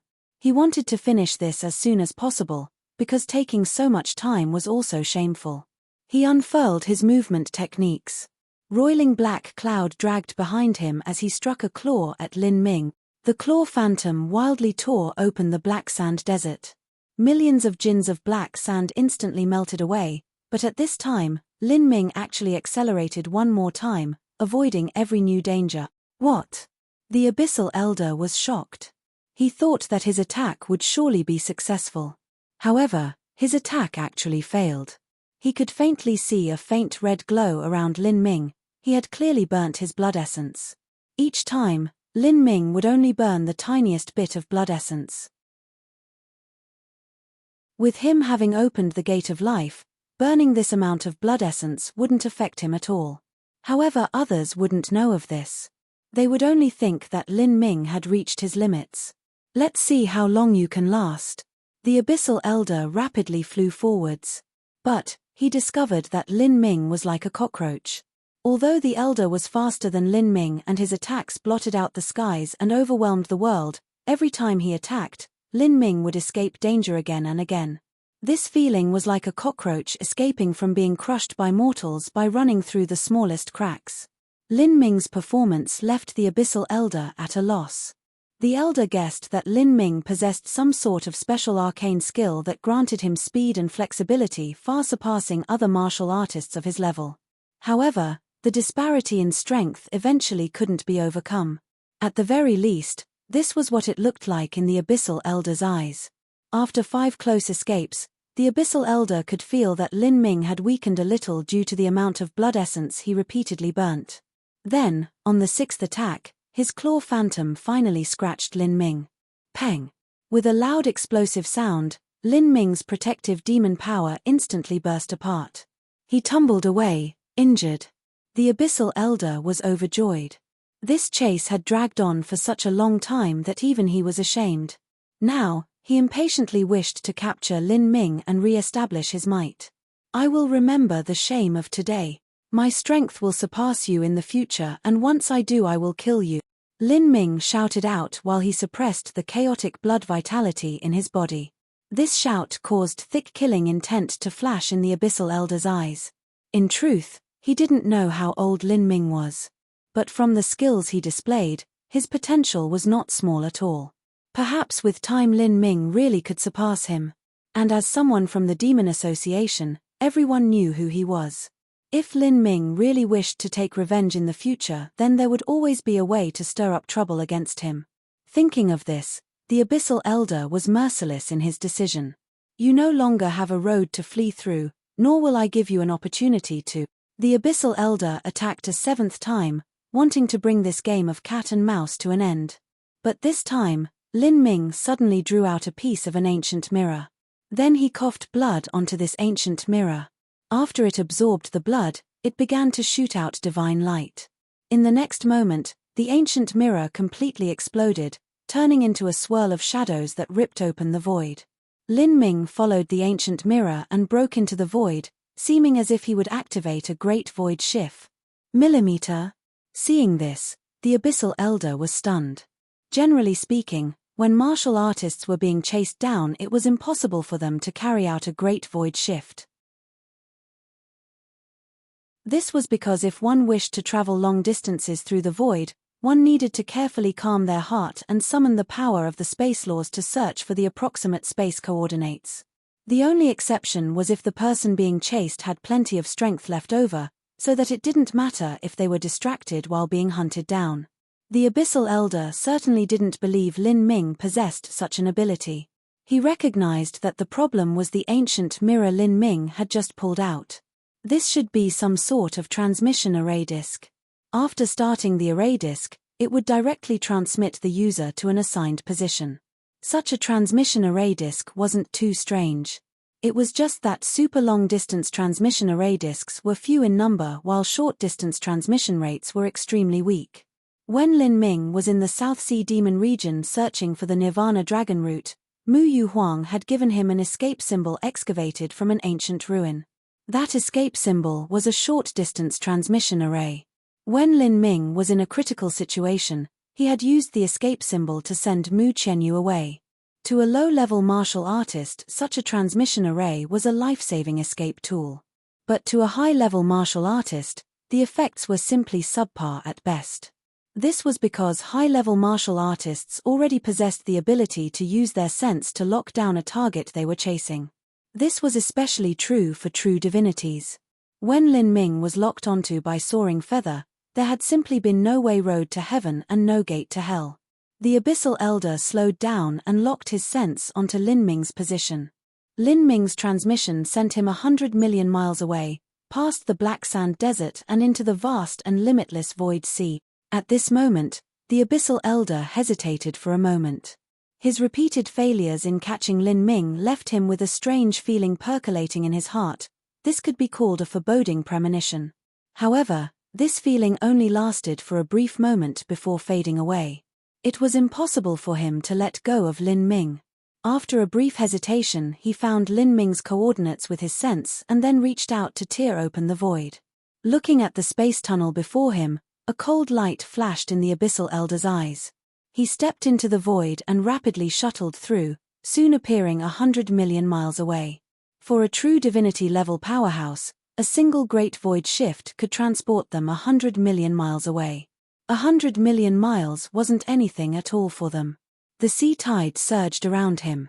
At this time, the Abyssal Elder had already appeared in the vast and endless Void Sea. This was the target area that Lin Ming had chosen.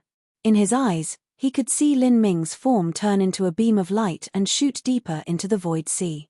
The Void Sea was the boundary of the Abyss's 12th layer. In its depth there were complex spatial terrains and massive tracts of shattered space leading to mysterious and unknown chaotic worlds. It was difficult to determine just which direction one was going in here. Many times, even Empyreans didn't dare to enter this place. If one flew through the Void Sea, it was easy to lose direction. And once someone was lost, it would be incredibly difficult for anyone to locate them. Thus, many people deliberately avoided this danger zone, because going missing or dying were likely possibilities. "You want to lose me in the Void Sea?" The Abyssal Elder coldly snorted. He would not allow Lin Ming's hope to come true. Even though this was the Void Sea, he was still a true divinity-level Abyssal, and his ability to discern direction far outstripped Lin Ming. He sensed his surroundings and then reached out a hand to tear open the void once more, undergoing a short-distance space shift. This time, he appeared in front of Lin Ming. But Lin Ming had already been expecting this. The moment the Abyssal Elder appeared, he suddenly changed directions and rapidly ran away. "Die!" The Abyssal Elder suddenly reached out a fist. In an instant, sea water surged up and solidified as it squeezed towards Lin Ming. Looking at the wildly tumbling waves, Lin Ming's pupils shrank. His strength suddenly erupted and the black dragon spear came slashing outwards, the spearlight seeming to connect the heavens and earth. Rumble, rumble, rumble. The mountain-like waves were neatly split in half before blowing apart. Sea water rose up, forming a 100-mile-long column that impacted into the heavens and flushed away all the clouds. Millimeter. The strength Lin Ming erupted with just now left the Abyssal Elder startled. He looked at Lin Ming, his eyes beginning to narrow. "You're tuning in to the Celestial War YouTube channel. Don't forget to subscribe and join us on this journey to catch the most captivating stories,